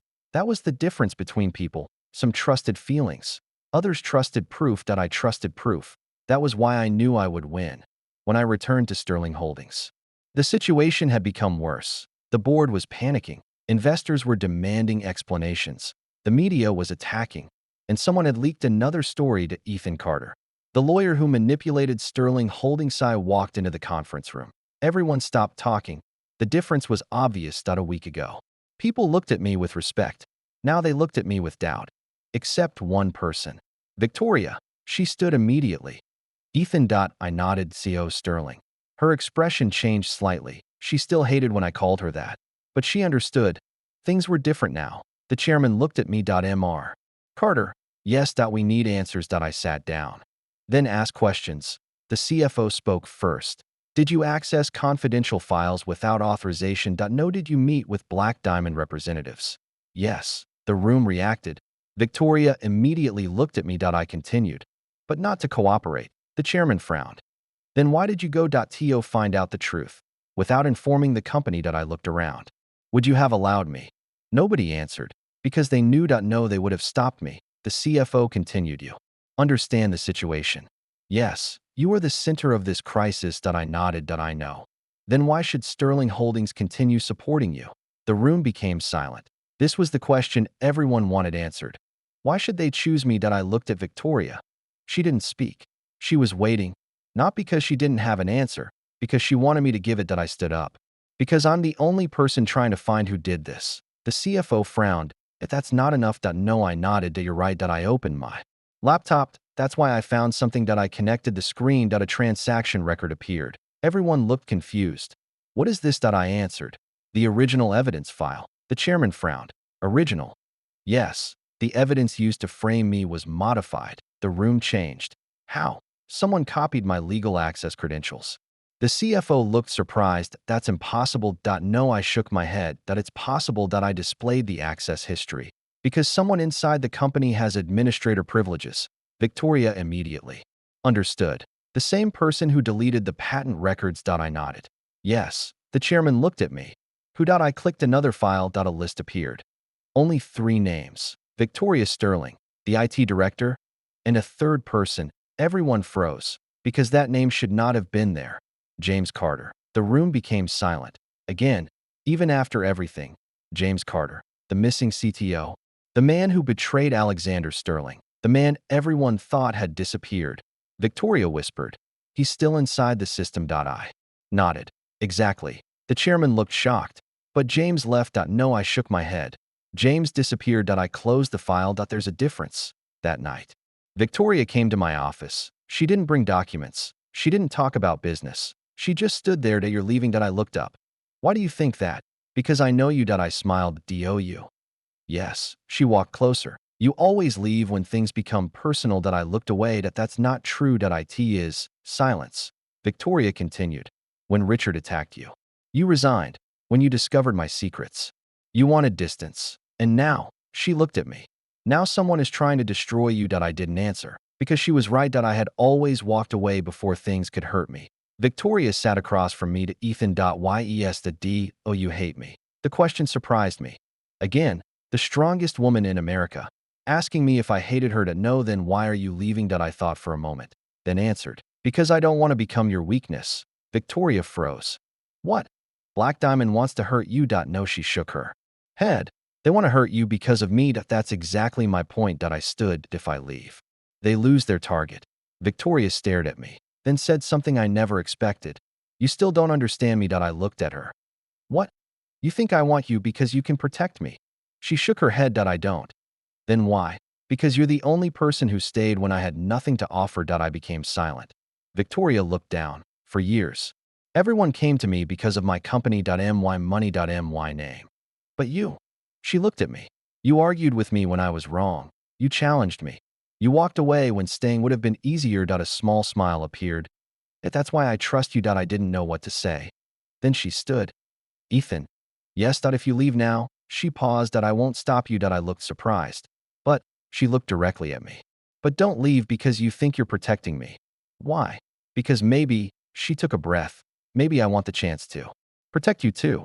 The next morning, I received a message, not from Black Diamond, not from investigators, from an unknown sender. One sentence that you are looking in the wrong direction.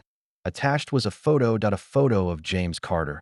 But that wasn't the shocking part. The shocking part was who was standing beside him. Victoria's father, Alexander Sterling, alive. The photo was dated 3 years after everyone believed he died. I stared at the screen. Impossible. Victoria saw the photo. Her face turned pale. My father. I looked at her. Victoria, she whispered. He was alive. And suddenly, everything we knew about Sterling Holdings was a lie. For almost a minute, neither Victoria nor I said anything. The photo remained on the screen. A single image. But it destroyed everything we believed. Alexander Sterling, Victoria's father, the man everyone believed had died 15 years ago, standing beside James Carter, alive, healthy, and apparently hiding from the world. Victoria finally spoke. No, her voice was quiet, almost like she was trying to convince herself, no, this cannot be real. I looked at the photo again. The date is clear. She shook her head. Someone could have edited it. Yes, I nodded. Someone could have. She looked at me. But I pointed at the image. But whoever created this knew exactly what would hurt you. Victoria became silent. That was the problem. Even if the photo was fake, someone knew enough about her father to create a believable lie. And that meant one thing. Black Diamond had access to information we didn't. I immediately copied the file. Then, checked the metadata. Victoria watched me. What are you doing? Finding out where this came from. Can you? I looked at the information. My expression changed. Yes. She stepped closer. Where? I turned the screen. The file location appeared. Not from the internet. Not from an anonymous server. It came from inside Sterling Holdings. Victoria froze. Inside. I nodded. Someone sent this using the company network. Her face became cold. So there is still someone inside. Yes. Who? I looked at the employee access list that we find. Out. 2 hours later. I called every department head into a meeting. No warning. No preparation. Everyone arrived confused. The chairman looked at me. Mr. Carter. What is this about? I connected the screen. The photo appeared. The entire room changed. People recognized Alexander immediately. Victoria's father was famous. Everyone knew him. The CFO stood. That's impossible. I looked at him. Why? Because Alexander Sterling died 15 years ago. Yes. I nodded. That is what everyone believes. The room became silent. Victoria stood beside me. For the first time in years, she looked vulnerable in front of the entire company. My father may have been alive after his reported death. Everyone started whispering. The chairman looked at her. Victoria. I know. She raised her hand. I know how this sounds. The CFO shook his head. This changes everything. Yes. Victoria looked at him. It does. I stepped forward. But the important question is not whether Alexander Sterling was alive. Everyone looked at me. The question is, I pointed at the photo. Why did someone hide it? Silence. That was the real issue. People focused on the mystery. I focused on the motive. Someone wanted Alexander Sterling erased. Why? Because dead people couldn't reveal secrets. I spent the next 12 hours rebuilding Alexander Sterling's final years. The official story. Alexander suffered a heart attack. He died. Victoria inherited the company. End of story. But the evidence told a different story. 3 weeks before his supposed death, Alexander transferred ownership of several private assets. 2 weeks before, he created an unknown legal entity. 1 day before, he canceled all meetings, then disappeared. I stared at the timeline. Victoria. She looked up. Yes, your father didn't die. She became serious. What? He disappeared. The difference was important. A dead man left a legacy. A missing man left a secret. She looked at the documents. But why? I answered. Because someone was hunting him. At midnight. We found the first real clue. A private bank account, hidden for 15 years. The account owner.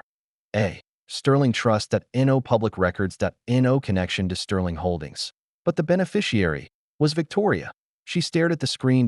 My father left this for me. Yes. Why didn't I know? Because the account was locked. How do we unlock it? I looked at the security requirement. A password. Not numbers. Not a phrase. A question.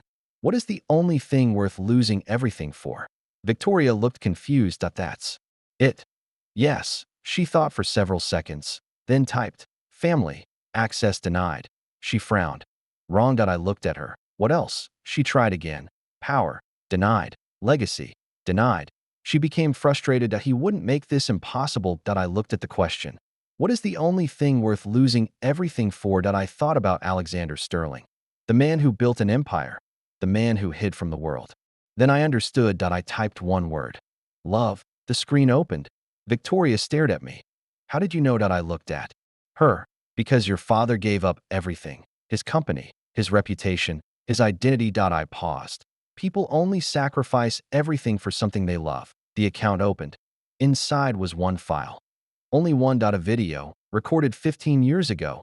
Victoria pressed play. A man appeared on the screen. Alexander Sterling. Older, tired, but alive. Victoria stopped breathing. Her hand covered her mouth.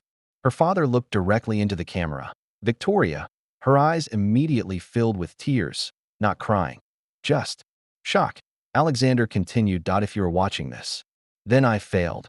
Victoria whispered. Dad, he continued. I wanted to protect you. But I made the mistake of believing I could protect everyone. He looked down. Black Diamond is not an organization. It is an empire built on secrets. The video continued. I discovered something. A list. The names of every person connected to Black Diamond. My eyes narrowed. The list, finally. Alexander continued. But the list cannot be destroyed. Because the moment someone tries, he paused, they will come. Victoria leaned forward. Her father's final words shocked us.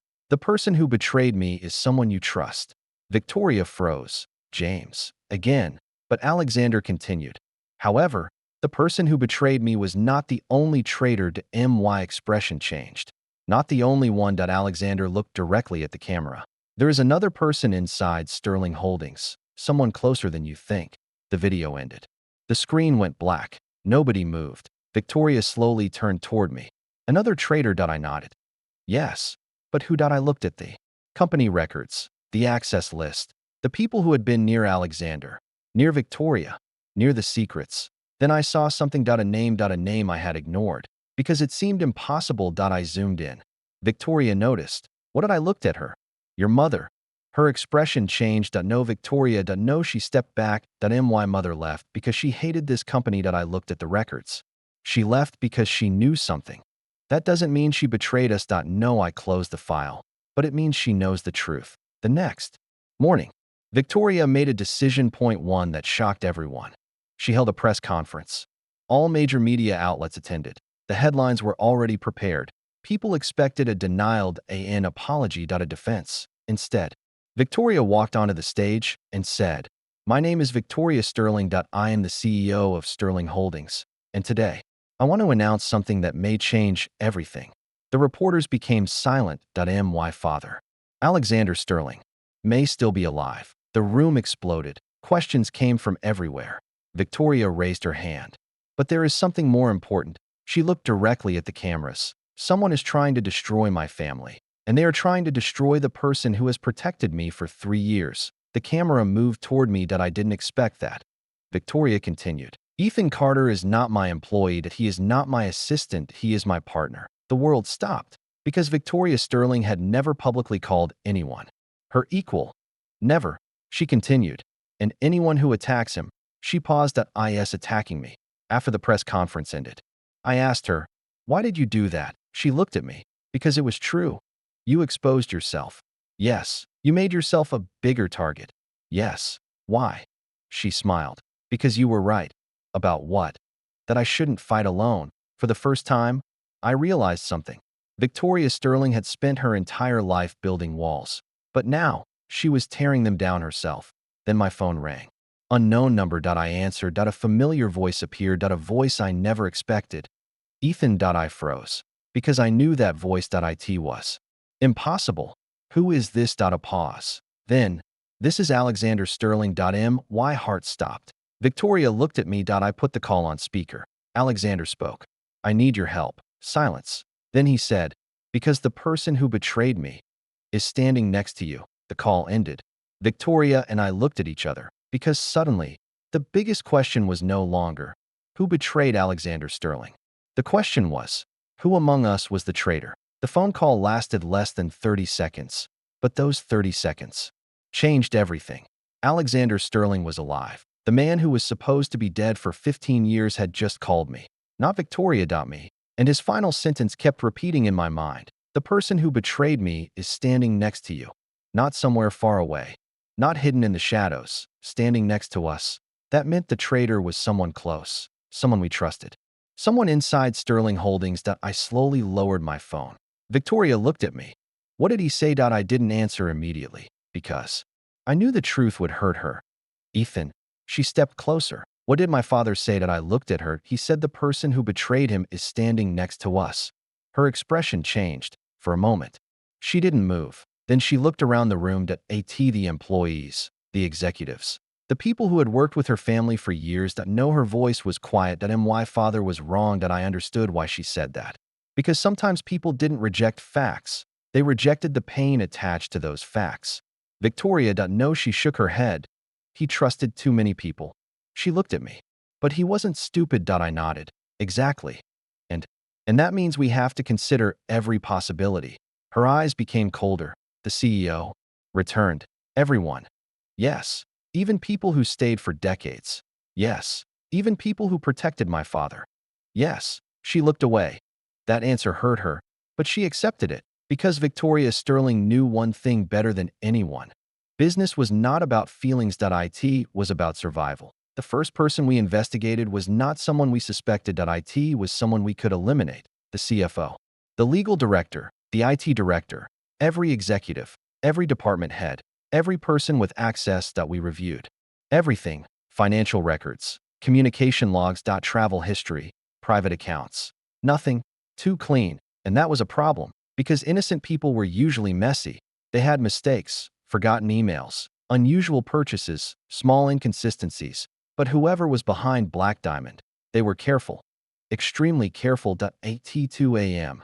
I was still reviewing files. Victoria walked in. Again. No assistant, no security. Just her. You haven't slept. I looked up. Neither have you. She didn't answer. That was answer enough. She placed coffee on my desk. I looked at it. You remembered. She nodded. Black coffee. I smiled slightly. You always remember details. Not enough. I looked at her. What? She sat down. I remembered your coffee. She looked at the files. But I didn't remember to ask how you were. I became silent. Because that was true. For 3 years. Victoria knew my work. My skills. My abilities. But she rarely asked about me. Now she was trying. And somehow, that meant more. She looked at the documents. Who do you think it is? I answered honestly. I don't know. That surprised her. You don't know. No, you always know. I smiled. If that's what people think. She looked at me. But the best investigators know when they don't have enough information. Victoria nodded, then asked, do you think my father is telling the truth? Yes. She looked surprised. Why? Because he didn't call you. She frowned. What does that mean? If he wanted to manipulate you, he would contact you directly. I paused. But he called me. Why? Because he knows you trust me. Victoria looked down. That's a lot of trust. Yes. She became quiet, then said, my father trusted James. I nodded. And look what happened. She looked at me. Are you saying I shouldn't trust you? No, I shook my head. I'm saying trust is valuable because it can be broken. She stared at me. That sounds depressing. No, I looked at her. It sounds realistic. The next morning, we received a message. A file. No sender. No explanation. Inside was a video. A security recording. The date was 15 years ago. The location, Alexander Sterling's private office. Victoria immediately recognized it. That's my father's office. I nodded. We watched. Alexander entered. Then another person entered. The video quality was poor, but the person's identity became clear. Victoria stopped breathing because the person meeting her father was her mother, Evelyn Sterling. They talked for 20 minutes. No audio, only movement. Then something happened. Alexander handed Evelyn a folder. She took it. Then she left. Victoria stared. No, I paused the video. Victoria. No, she looked at me. My mother was helping him. Maybe. Then why show us this? I didn't answer. Because that was the important question. Black Diamond didn't send information randomly. Every move had a purpose. They wanted us to see this. Why.to make us distrust Evelyn. Or because Evelyn really knew something that we found Evelyn 3 hours later. She was living quietly under another name. When she saw Victoria, she didn't look surprised. She looked tired, like she had been waiting for this day. Victoria walked toward her. Why? Evelyn looked at her daughter. I knew you would find out eventually. Why did you hide? Because your father asked me to. Victoria froze. My father? Yes. Why? Evelyn looked at me. Then back at Victoria. Because he knew the enemy was watching. I asked. Who was he afraid of? Evelyn answered. Everyone. Victoria's expression changed. My father trusted nobody. No, Evelyn shook her head. He trusted one person. Who? Evelyn looked at me. Ethan Carter. I froze. Victoria froze. What? Evelyn continued. Your father told me that one day someone would appear. Someone who could finish what he started. I frowned. That doesn't make sense. It does. She looked at me. Your father studied people. He knew most lawyers would fight for money. Most executives would fight for power, but he believed someone would fight because it was right. Victoria looked at me, and he thought that person was Ethan. Evelyn nodded. Yes, I didn't know what to say. Because Alexander Sterling had known about me before I ever met Victoria. That was impossible. Unless someone had been guiding events for years. I asked. Evelyn, what was in that folder? Her expression changed. The list. My eyes narrowed. The Black Diamond list. Yes. Then why didn't you give it to Victoria? Because I never had it. I frowned. But the video shows Alexander gave you a folder. Yes. What was inside? Evelyn answered. A message. What message? She looked at Victoria. One sentence. Then she said, the person closest to Victoria is the person who will destroy her. The room became silent. Because now the question was not who betrayed Alexander. It was who was close enough to destroy Victoria. And the answer could be anyone. That night, I reviewed every person around Victoria. Every employee, every executive, every friend. Then one name appeared again. A name we had ignored. Not because they were impossible, because they were too obvious. Victoria's personal assistant, Samantha Reed. I stared at the file. Victoria noticed. What? I didn't answer. She looked at the screen, then immediately shook her head. No, I looked at her. Why? Because Samantha has been with me for 8 years. That's exactly why. No, Victoria became defensive. She helped me. Through my father's death. She helped you after becoming CEO. Yes. I nodded. And that means she knows everything. Victoria went silent. I continued. She knows your schedule, your passwords, your meetings, your decisions. She knows what you fear. Victoria looked uncomfortable. Ethan. I'm not saying she's guilty. I closed the file. I'm saying she's the person we need to investigate at 3 a.m. My phone rang. Samantha. I answered. Hello. Her voice was shaking. Ethan. I immediately became alert. What happened? I know you're investigating me. Silence. Victoria looked at me. How do you know? Samantha didn't answer. Then she whispered. Because I know who the real traitor is. I sat up. Who? A long pause. Then she said, Victoria Sterling. The call ended. I stared at the phone. Victoria looked at me. What did she say? I slowly put the phone down. She said, I paused. She said you are the traitor, for several seconds. Nobody spoke. Victoria looked at me. Not angry, not shocked, just confused. Because the accusation was impossible. At least. That was what I believed. She said I'm the traitor. Victoria repeated the words slowly. I nodded. Yes. A strange expression appeared on her face. Not fear, disappointment. Because after everything we had survived, after everything we had uncovered, someone had finally pointed the finger at her. And she hated that it made sense. Ethan. Yes. Do you believe her? The question was simple. But the answer mattered. I looked at Victoria, the CEO who had trusted me. The woman who had stood in front of the entire world and defended me. The person I had spent 3 years protecting. Then I answered honestly. I don't know. Her expression changed. Not because I accused her, because I didn't immediately deny it. For the first time since we met, Victoria Sterling had no control over the situation, and neither did I. We found Samantha the next morning. She wasn't hiding. That was the first thing that surprised me. People with secrets usually ran. Samantha waited. She sat in the conference room alone when Victoria entered. Samantha stood. Victoria, Victoria looked at her. Explain. Samantha looked at me. Then back at Victoria. I know how this looks. No, Victoria's voice was cold. You don't. Samantha lowered her eyes. I should have told you years ago. Tell me what? Samantha took a deep breath. The truth about your father. The room became silent. Victoria sat down. Start. Samantha then nodded. 15 years ago. When Alexander Sterling disappeared, she paused. He didn't disappear alone. I frowned. What does that mean? That he had help? From who? Samantha looked at Victoria. From your mother. Victoria's face changed. Again, everyone connected to her father had secrets. Everyone. Samantha continued. Your father knew Black Diamond was inside Sterling Holdings. We know that. No, Samantha shook her head. You don't. She looked at me. You know they existed. You know they attacked him, but you don't know why they were able to get so close. I leaned forward. Explain.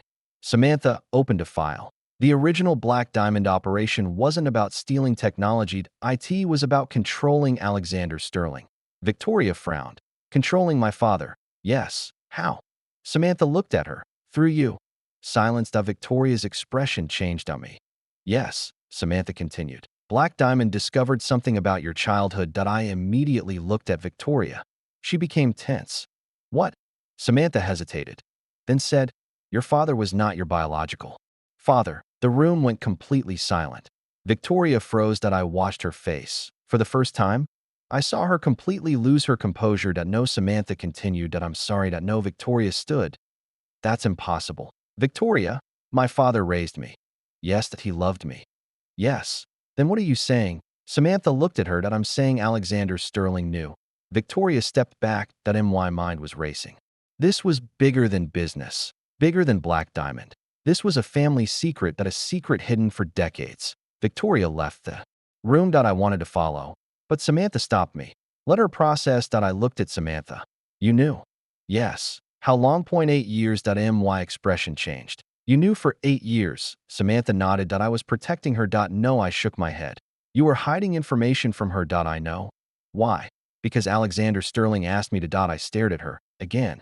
Alexander Sterling. A dead man. A missing man. A man controlling events even 15 years later. What exactly did he ask you to do? Samantha answered. Protect Victoria. From what? She looked at me. From the truth. I found Victoria in her father's old office. The same place where everything began. She stood silently. I didn't say anything. Because sometimes people didn't need answers. They needed time. After several minutes, she spoke. Everyone knew something. I stayed quiet. My father. My mother. Samantha. She laughed bitterly. Everyone except me. I walked closer. Victoria. No, she shook her head. Don't tell me it doesn't matter. I stopped. Because it does. She looked at me. My entire life was built on a story. I answered. No, she frowned. What? Your life was built on choices. She looked confused. Your father chose to raise you. Your mother chose to protect you. Samantha chose to stay. I paused. And you chose to become who you are. Victoria looked away. But I don't even know who I am. I stepped closer. Yes. You do. How?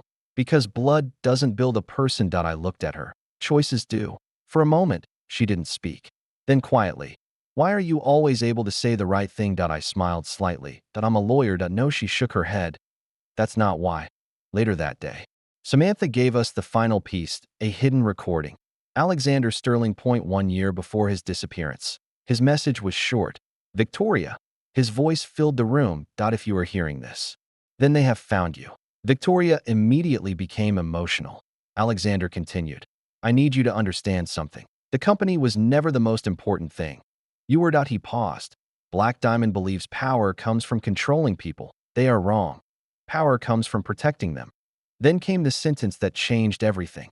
The person who will save Sterling Holdings is not the heir, not the CEO, not the richest person. A pause. The person who saves Sterling Holdings is the person who refuses to become like them.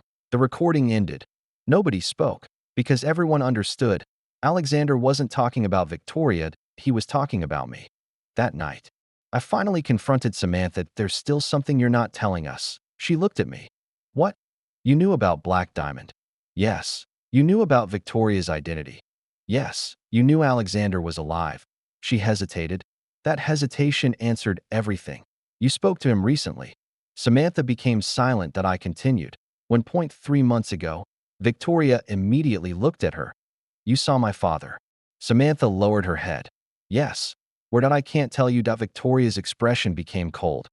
Why? Because he made me. Promise. I looked at Samantha. What promise? She answered. That I would only reveal his location when Victoria was ready. Victoria laughed. Ready? She looked angry. Ready for what? Samantha looked at her. To meet him. Silence. Then Samantha gave us a location. A private address. The place where Alexander Sterling had been hiding. We arrived the next morning. But before we reached the door, something happened. A car stopped behind us. Three men stepped out. Not police. Not security. Black Diamond. I immediately recognized the symbol on their jackets. Victoria grabbed my arm. What do we do? I looked at the three men, then smiled. Finally. She looked at me. Finally. Yes. What I had spent weeks reacting, defending, following their moves. Not anymore. I stepped forward. The men stopped. Their leader smiled. Ethan Carter.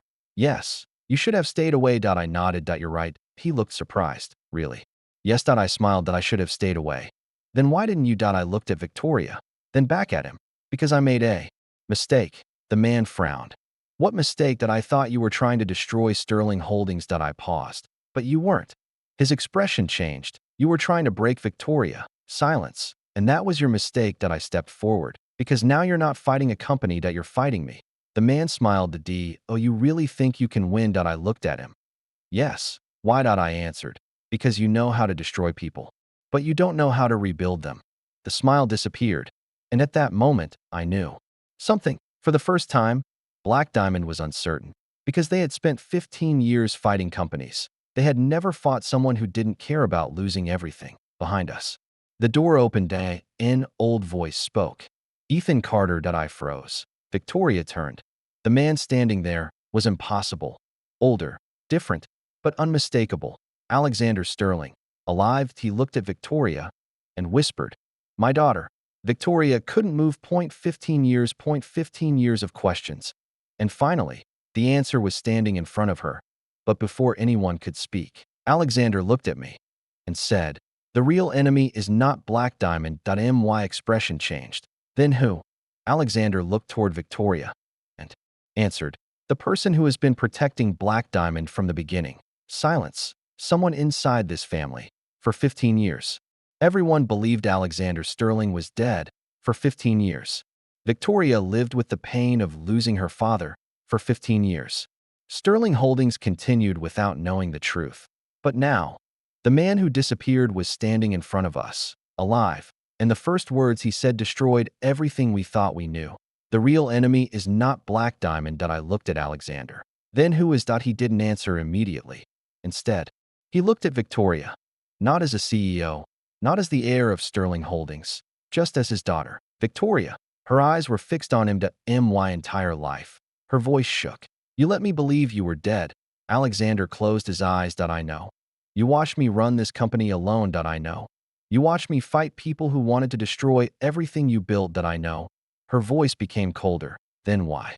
That single question carried 15 years of pain. Alexander looked down. Because I was trying to protect you. Victoria laughed. A painful laugh. Everyone says that. My mother, Samantha. Everyone. She looked at him. Everyone protects me by lying to me. The words hit harder than any accusation. Alexander had no answer. Because she was right. I watched quietly. This wasn't a business meeting.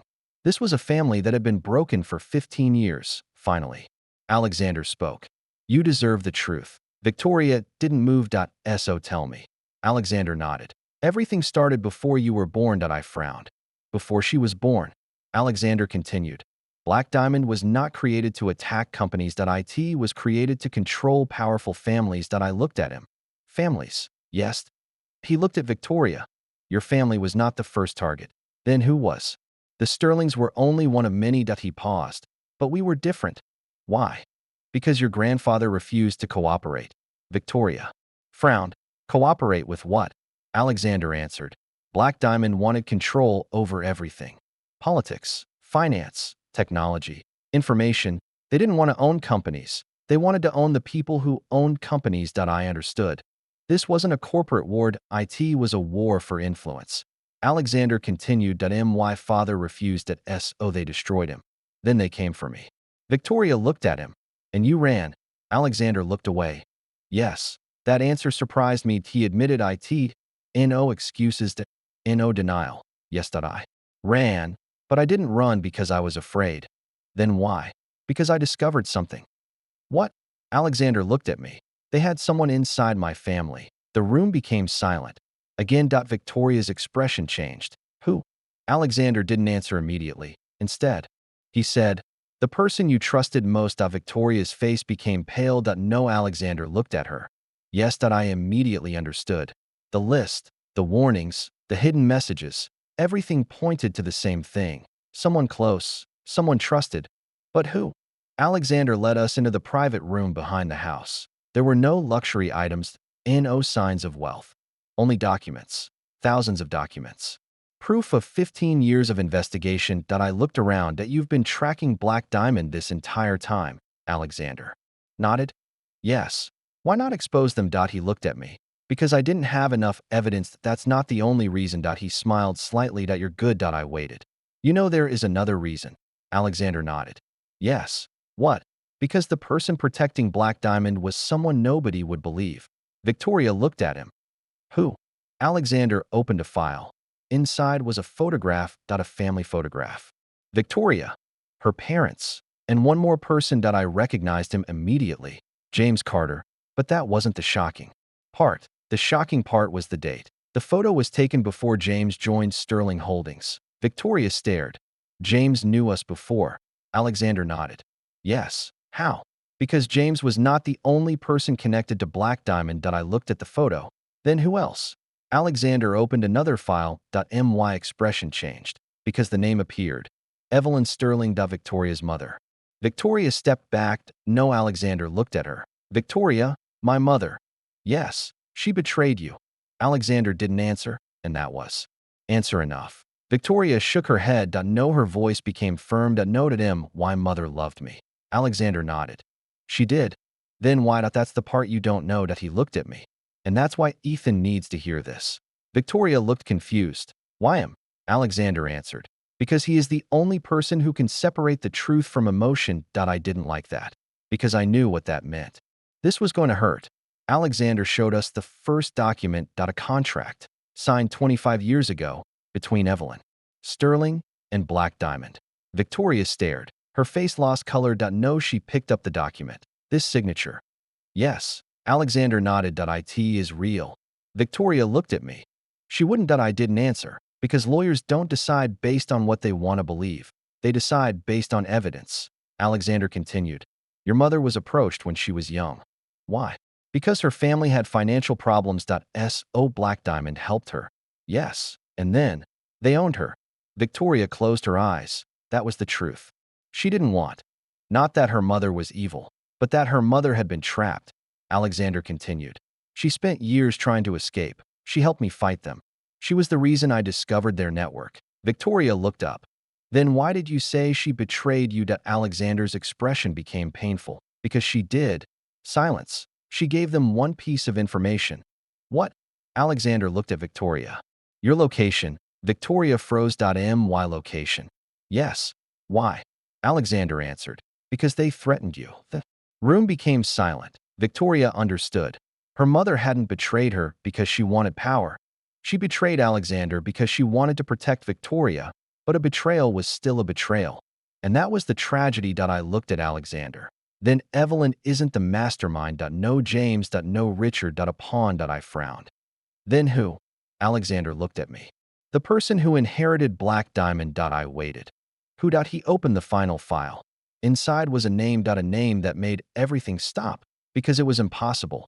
The person who had been beside Victoria for years. The person who had protected her. The person who knew everything.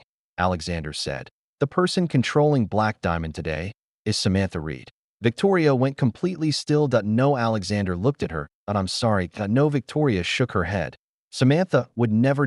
I looked at the file. The evidence was there. Financial transfers, communication records, private meetings, everything. But something bothered me. Too perfect, too complete. I looked at Alexander. This evidence. Yes, it's too clean. He looked surprised. What? Someone wants us to believe Samantha is guilty. Silence. Alexander stared at me, then slowly smiled. Now I understand why Victoria trusts you. Victoria looked at me. What had I pointed at the documents? This is not proof. This is a story. A story someone prepared. Alexander nodded slowly. Exactly. I closed the file. Someone wants us to attack Samantha. Why? Because Samantha is not the target. I looked at Victoria. The target is us. The room became silent after my conclusion. Everyone was looking at the documents. Everyone was looking at Samantha's name. But I wasn't. Because something felt wrong. I had spent years in courtrooms. I knew how people lied. I knew how criminals manipulated evidence. And the biggest mistake they always made was the same.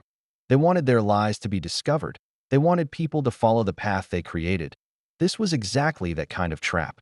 Someone wanted us to accuse Samantha. Someone wanted Victoria to lose trust in another person close to her. Someone wanted the entire Sterling family to destroy itself. I closed the file. We are not going after Samantha. Victoria looked at me. What had I repeated? We are not. Alexander frowned. Why? Because whoever created this evidence expected us to do exactly that. I pointed at the documents. Look at this. Alexander picked up the file. What at Samantha's financial records? Yes. Too obvious. Victoria frowned. What does that mean? I explained that if someone was secretly controlling Black Diamond, would they transfer money directly? No. Would they leave communication records? No. Would they keep evidence that connects them to the organization? Alexander slowly understood. No. Exactly. I looked at everyone. This isn't evidence. This is bait. Victoria looked at Samantha's information again. So someone framed her. Yes. Then who? I looked at Alexander. That's what we need to find out. Alexander nodded. I spent 15 years searching, and I found one thing. What? The person behind everything never appears. No. Identity. No. No meetings. No. No communication. Alexander shook his head.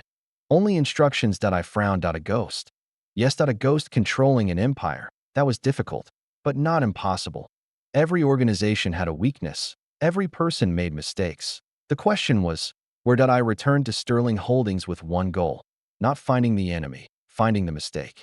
Because everyone left a trace, even ghosts. The first thing I did was freeze every internal communication system. The board immediately objected. This is extreme. I looked at the chairman. Someone inside this company helped destroy Alexander Sterling. Nobody spoke. I continued. We are no longer dealing with a lawsuit. We are dealing with an internal attack. The CFO asked, how long will this take? 48 hours. And if you find nothing. I answered, then you can remove me.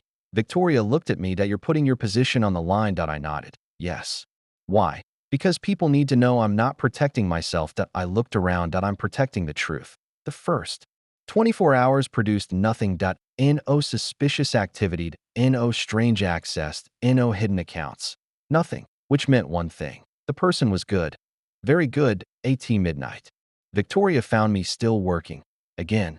You never stopped. I looked up. You came to tell me that. No. She placed a folder on my desk. What is this? My father's old employee records. I opened it. Why? Because I realized something. What? You keep looking at people who are close to me. Yes. But maybe the answer isn't someone close to me. I looked at her.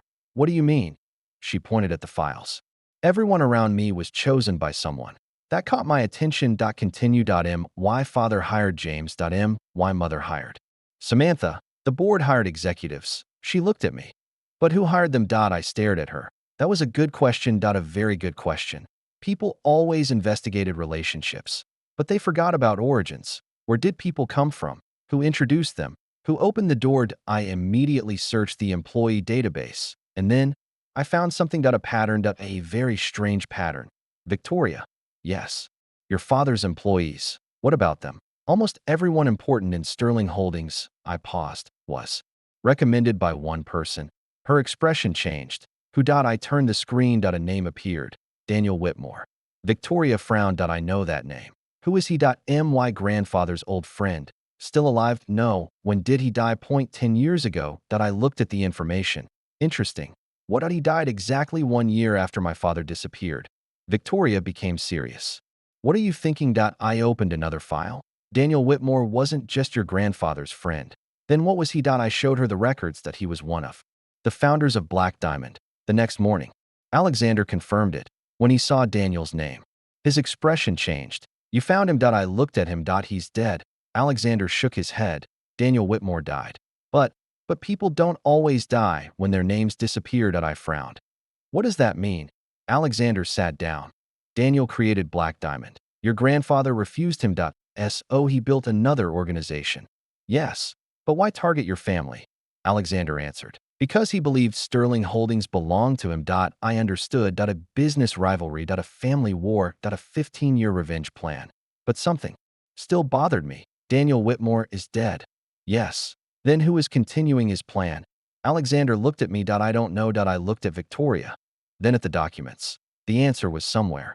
That afternoon, Samantha requested a private meeting. Only me. No Victoria. No Alexander. I agreed. When she entered, she looked exhausted. Not guilty. Exhausted. You believe I'm innocent? It wasn't a question. Yes. She looked surprised. Why? Because the evidence against you is fake. She smiled slightly. You really are different. What? Everyone else sees what they want to see. She sat down. You see what is missing. I waited. What do you know? She hesitated, then answered. I know who Daniel Whitmore's successor is. I immediately became serious. Who? She looked at me. Someone you met before. Who? She whispered. Michael Cross. I froze. Atlas Global's lawyer. The man who helped us. The man who claimed he was also a victim. No. Samantha nodded.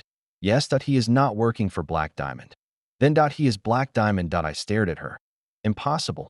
Michael had helped us. He gave us information. He exposed Atlas Global. Why? Samantha continued. He didn't help you. He guided you. I frowned. What's the difference? The difference is, she looked at me.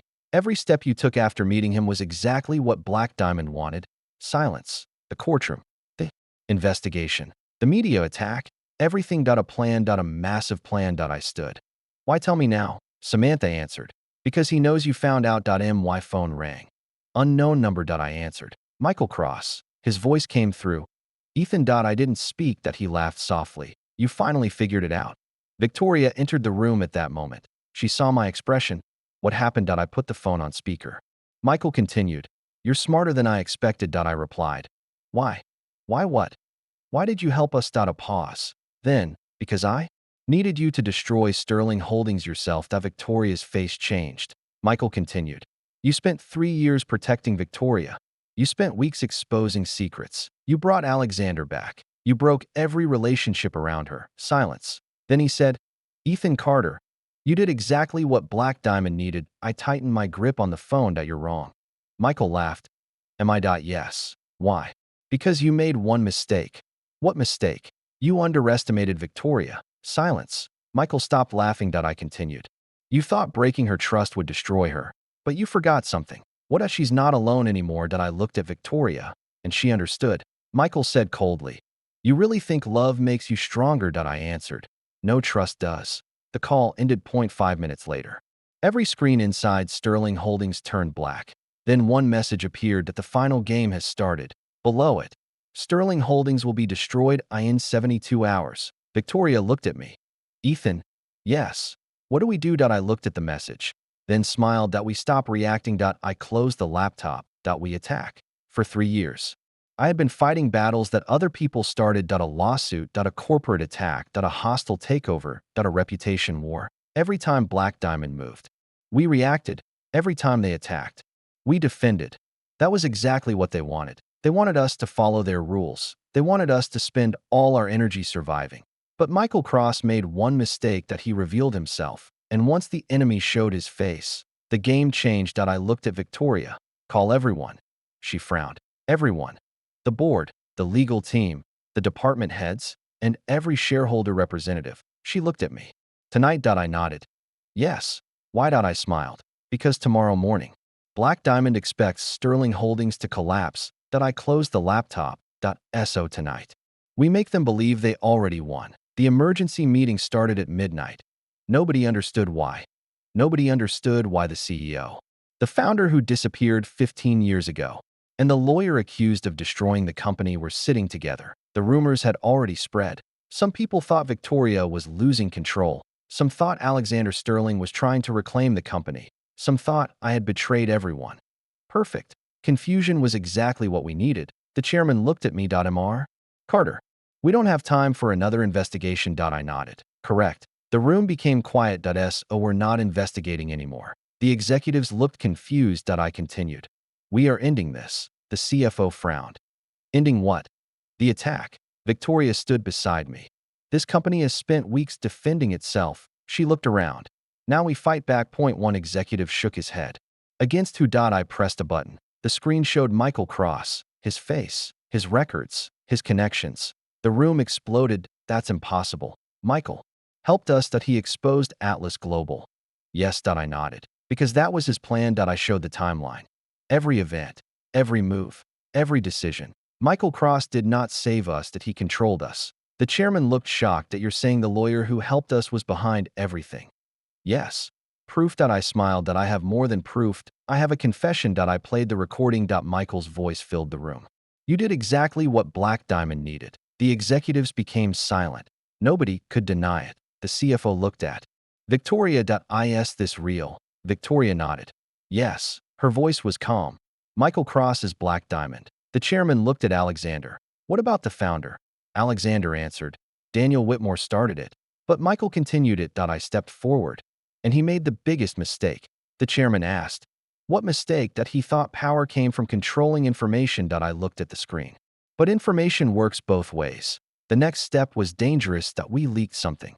Not to the public. To Black Diamond. A fake document. A fake weakness. A fake opportunity. The document showed that Sterling Holdings was desperate, that Victoria was considering selling the company, that Alexander wanted to disappear again, that I was preparing to resign.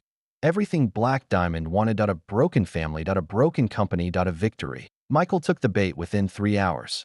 Exactly as expected, he contacted his people. We tracked everything, every account, every message, every connection. For 15 years, Black Diamond had been invisible, but now they were running. And people who ran left footprints. The next morning, Michael Cross walked into Sterling Holdings, confident, calm, almost arrogant. He believed he had already won. He looked at Victoria. But I'm sorry it ended this way. Victoria stared at him. You're sorry? Yes, you destroyed my family. Michael smiled. No. He looked around. Your family destroyed itself. I stepped forward. Interesting. Michael looked at me. Ethan. Oh, you know what your problem is. What? You think everyone thinks like you. He smiled. And you think you understand people. No. I shook my head. I understand.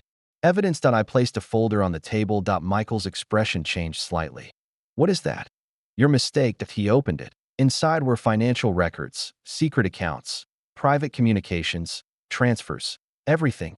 His face changed. You don't understand what you're looking at. I smiled. That's what every criminal says. Michael closed the folder. You think this proves something? Yes. No. He laughed. You need more. I nodded. I know. That surprised him.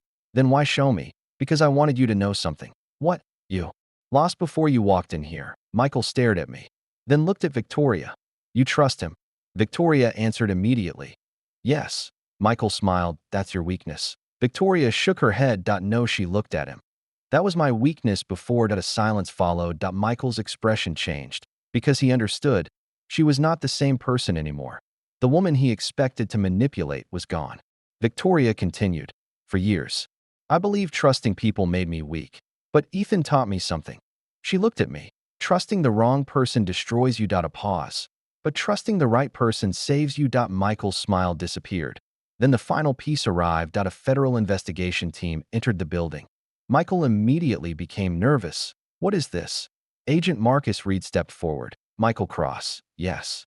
You are under investigation for corporate espionage, financial fraud, and conspiracy. Michael laughed. You don't have enough evidence. Marcus looked at me, then smiled. We do.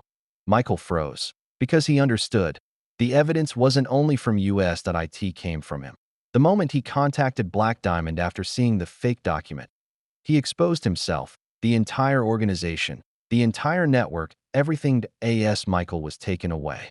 He stopped beside me. You think you won. I looked at him. Yes. He smiled. You have no idea what you destroyed. I frowned. What? Black Diamond was never about us. He looked at Victoria. It was about her. Victoria stepped forward. What does that mean? Michael smiled. You still don't know. Then he whispered. Your father didn't disappear to protect you. He disappeared because he was afraid of what you would become. Victoria froze. What? Michael was taken away before explaining, but his words remained.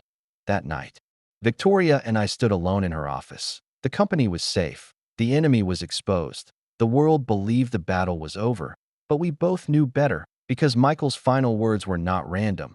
Victoria looked at me. "Do you believe him?" I thought about it, then answered, "I believe he wanted us to doubt ourselves. But I don't know if everything he said was false." Victoria looked down. My father hid 15 years of secrets. Yes. My mother lied. Yes, Samantha lied. Yes, she looked at me. "Why didn't you leave?" The question surprised me. Leave? Yes, after everything, after all the secrets, after all the danger. She looked at me. "Why are you still here?" I was silent for a moment, then answered honestly, "Because 3 years ago, I helped the CEO win 317 lawsuits." She smiled slightly. "And I thought I was protecting your company." I looked at her. But I was wrong. What was the truth? The truth was, I paused. "I was protecting you, for the first time."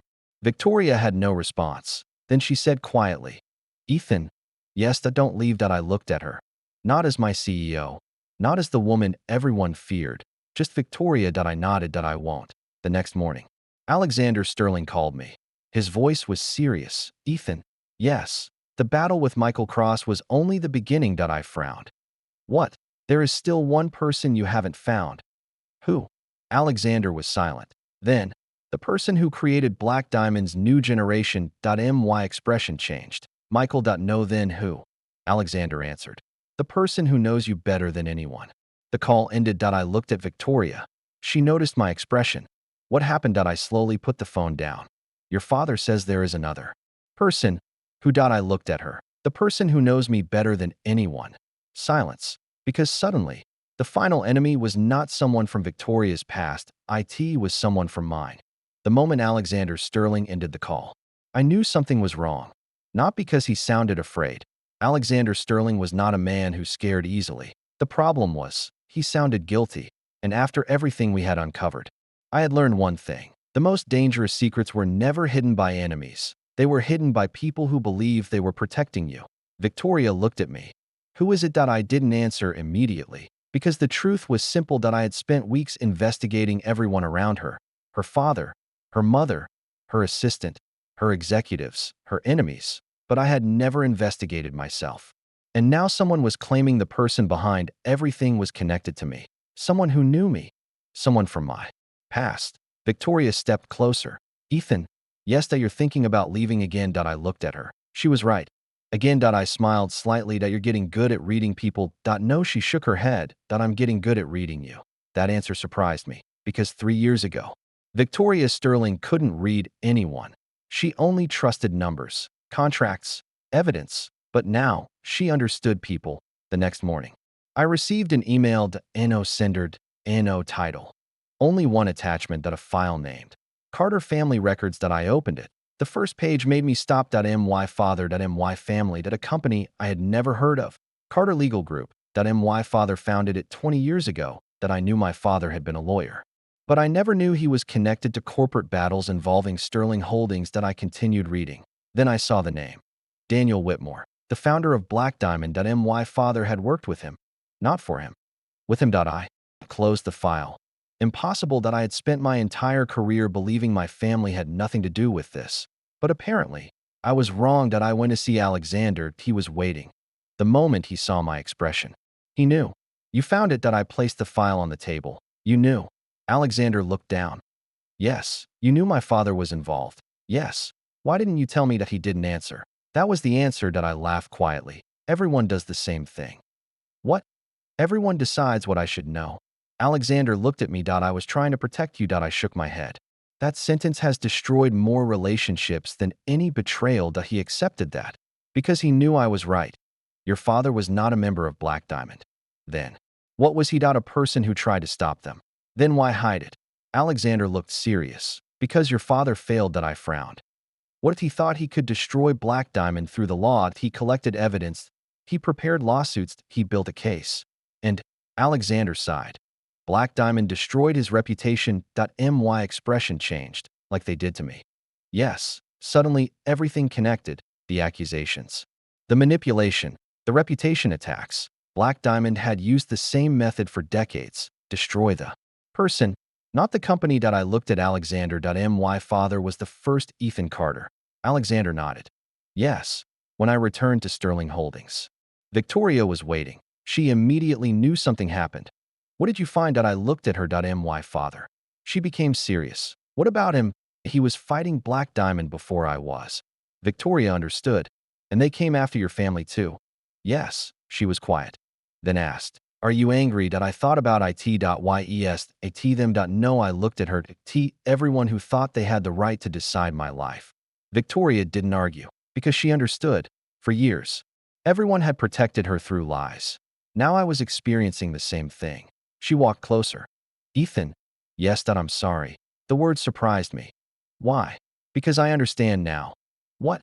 What it feels like to discover your entire life was built around secrets. I looked at her. That was the moment I realized something.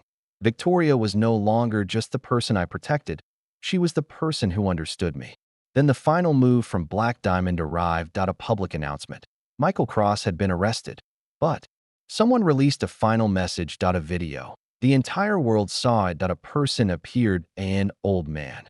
Daniel Whitmore, alive. Everyone froze. Because the founder of Black Diamond was not dead. That he looked into the camera. Ethan Carter, my name. Not Victoria's. Mine. You spent your life believing justice was enough. That he smiled. But justice is controlled by people. The video continued. Your father understood that. Alexander understood that. But neither of them accepted the truth. That I watched silently. The world does not belong to good people. It belongs to people willing to take control. Then Daniel said the sentence that changed everything. You are the final piece. Victoria looked at me. What does he mean? I didn't answer. Because I knew. Daniel wasn't trying to recruit me. He was trying to prove something. That everyone eventually became like him. That power corrupted everyone.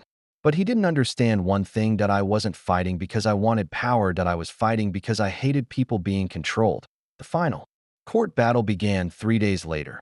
Daniel Whitmore expected a legal fight. He expected documents, evidence, arguments. But I knew him. That he built his empire around controlling information. So I did the opposite. That I revealed everything.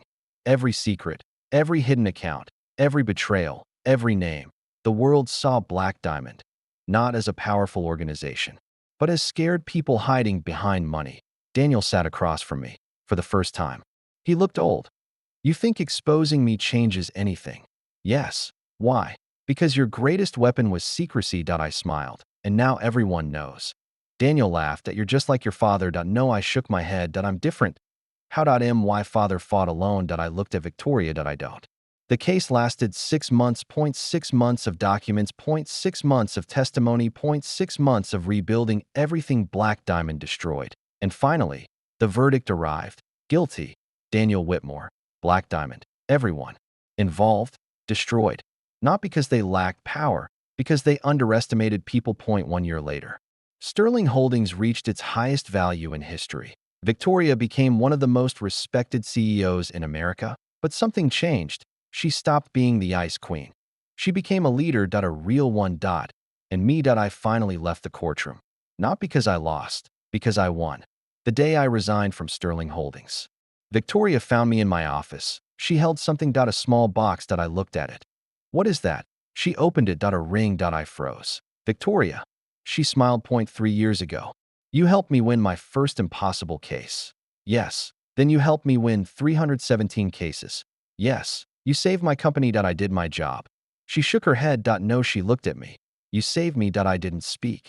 Then she said, so now I'm asking you something. I smiled. Victoria Sterling asking. Yes. What? She held the ring. Stop leaving. For the first time in years, I had no argument. No strategy. No legal response. Just one answer. I'll stay. Victoria smiled. The woman everyone called the Ice Queen. The woman who once trusted. Nobody finally trusted someone completely. And that person was me.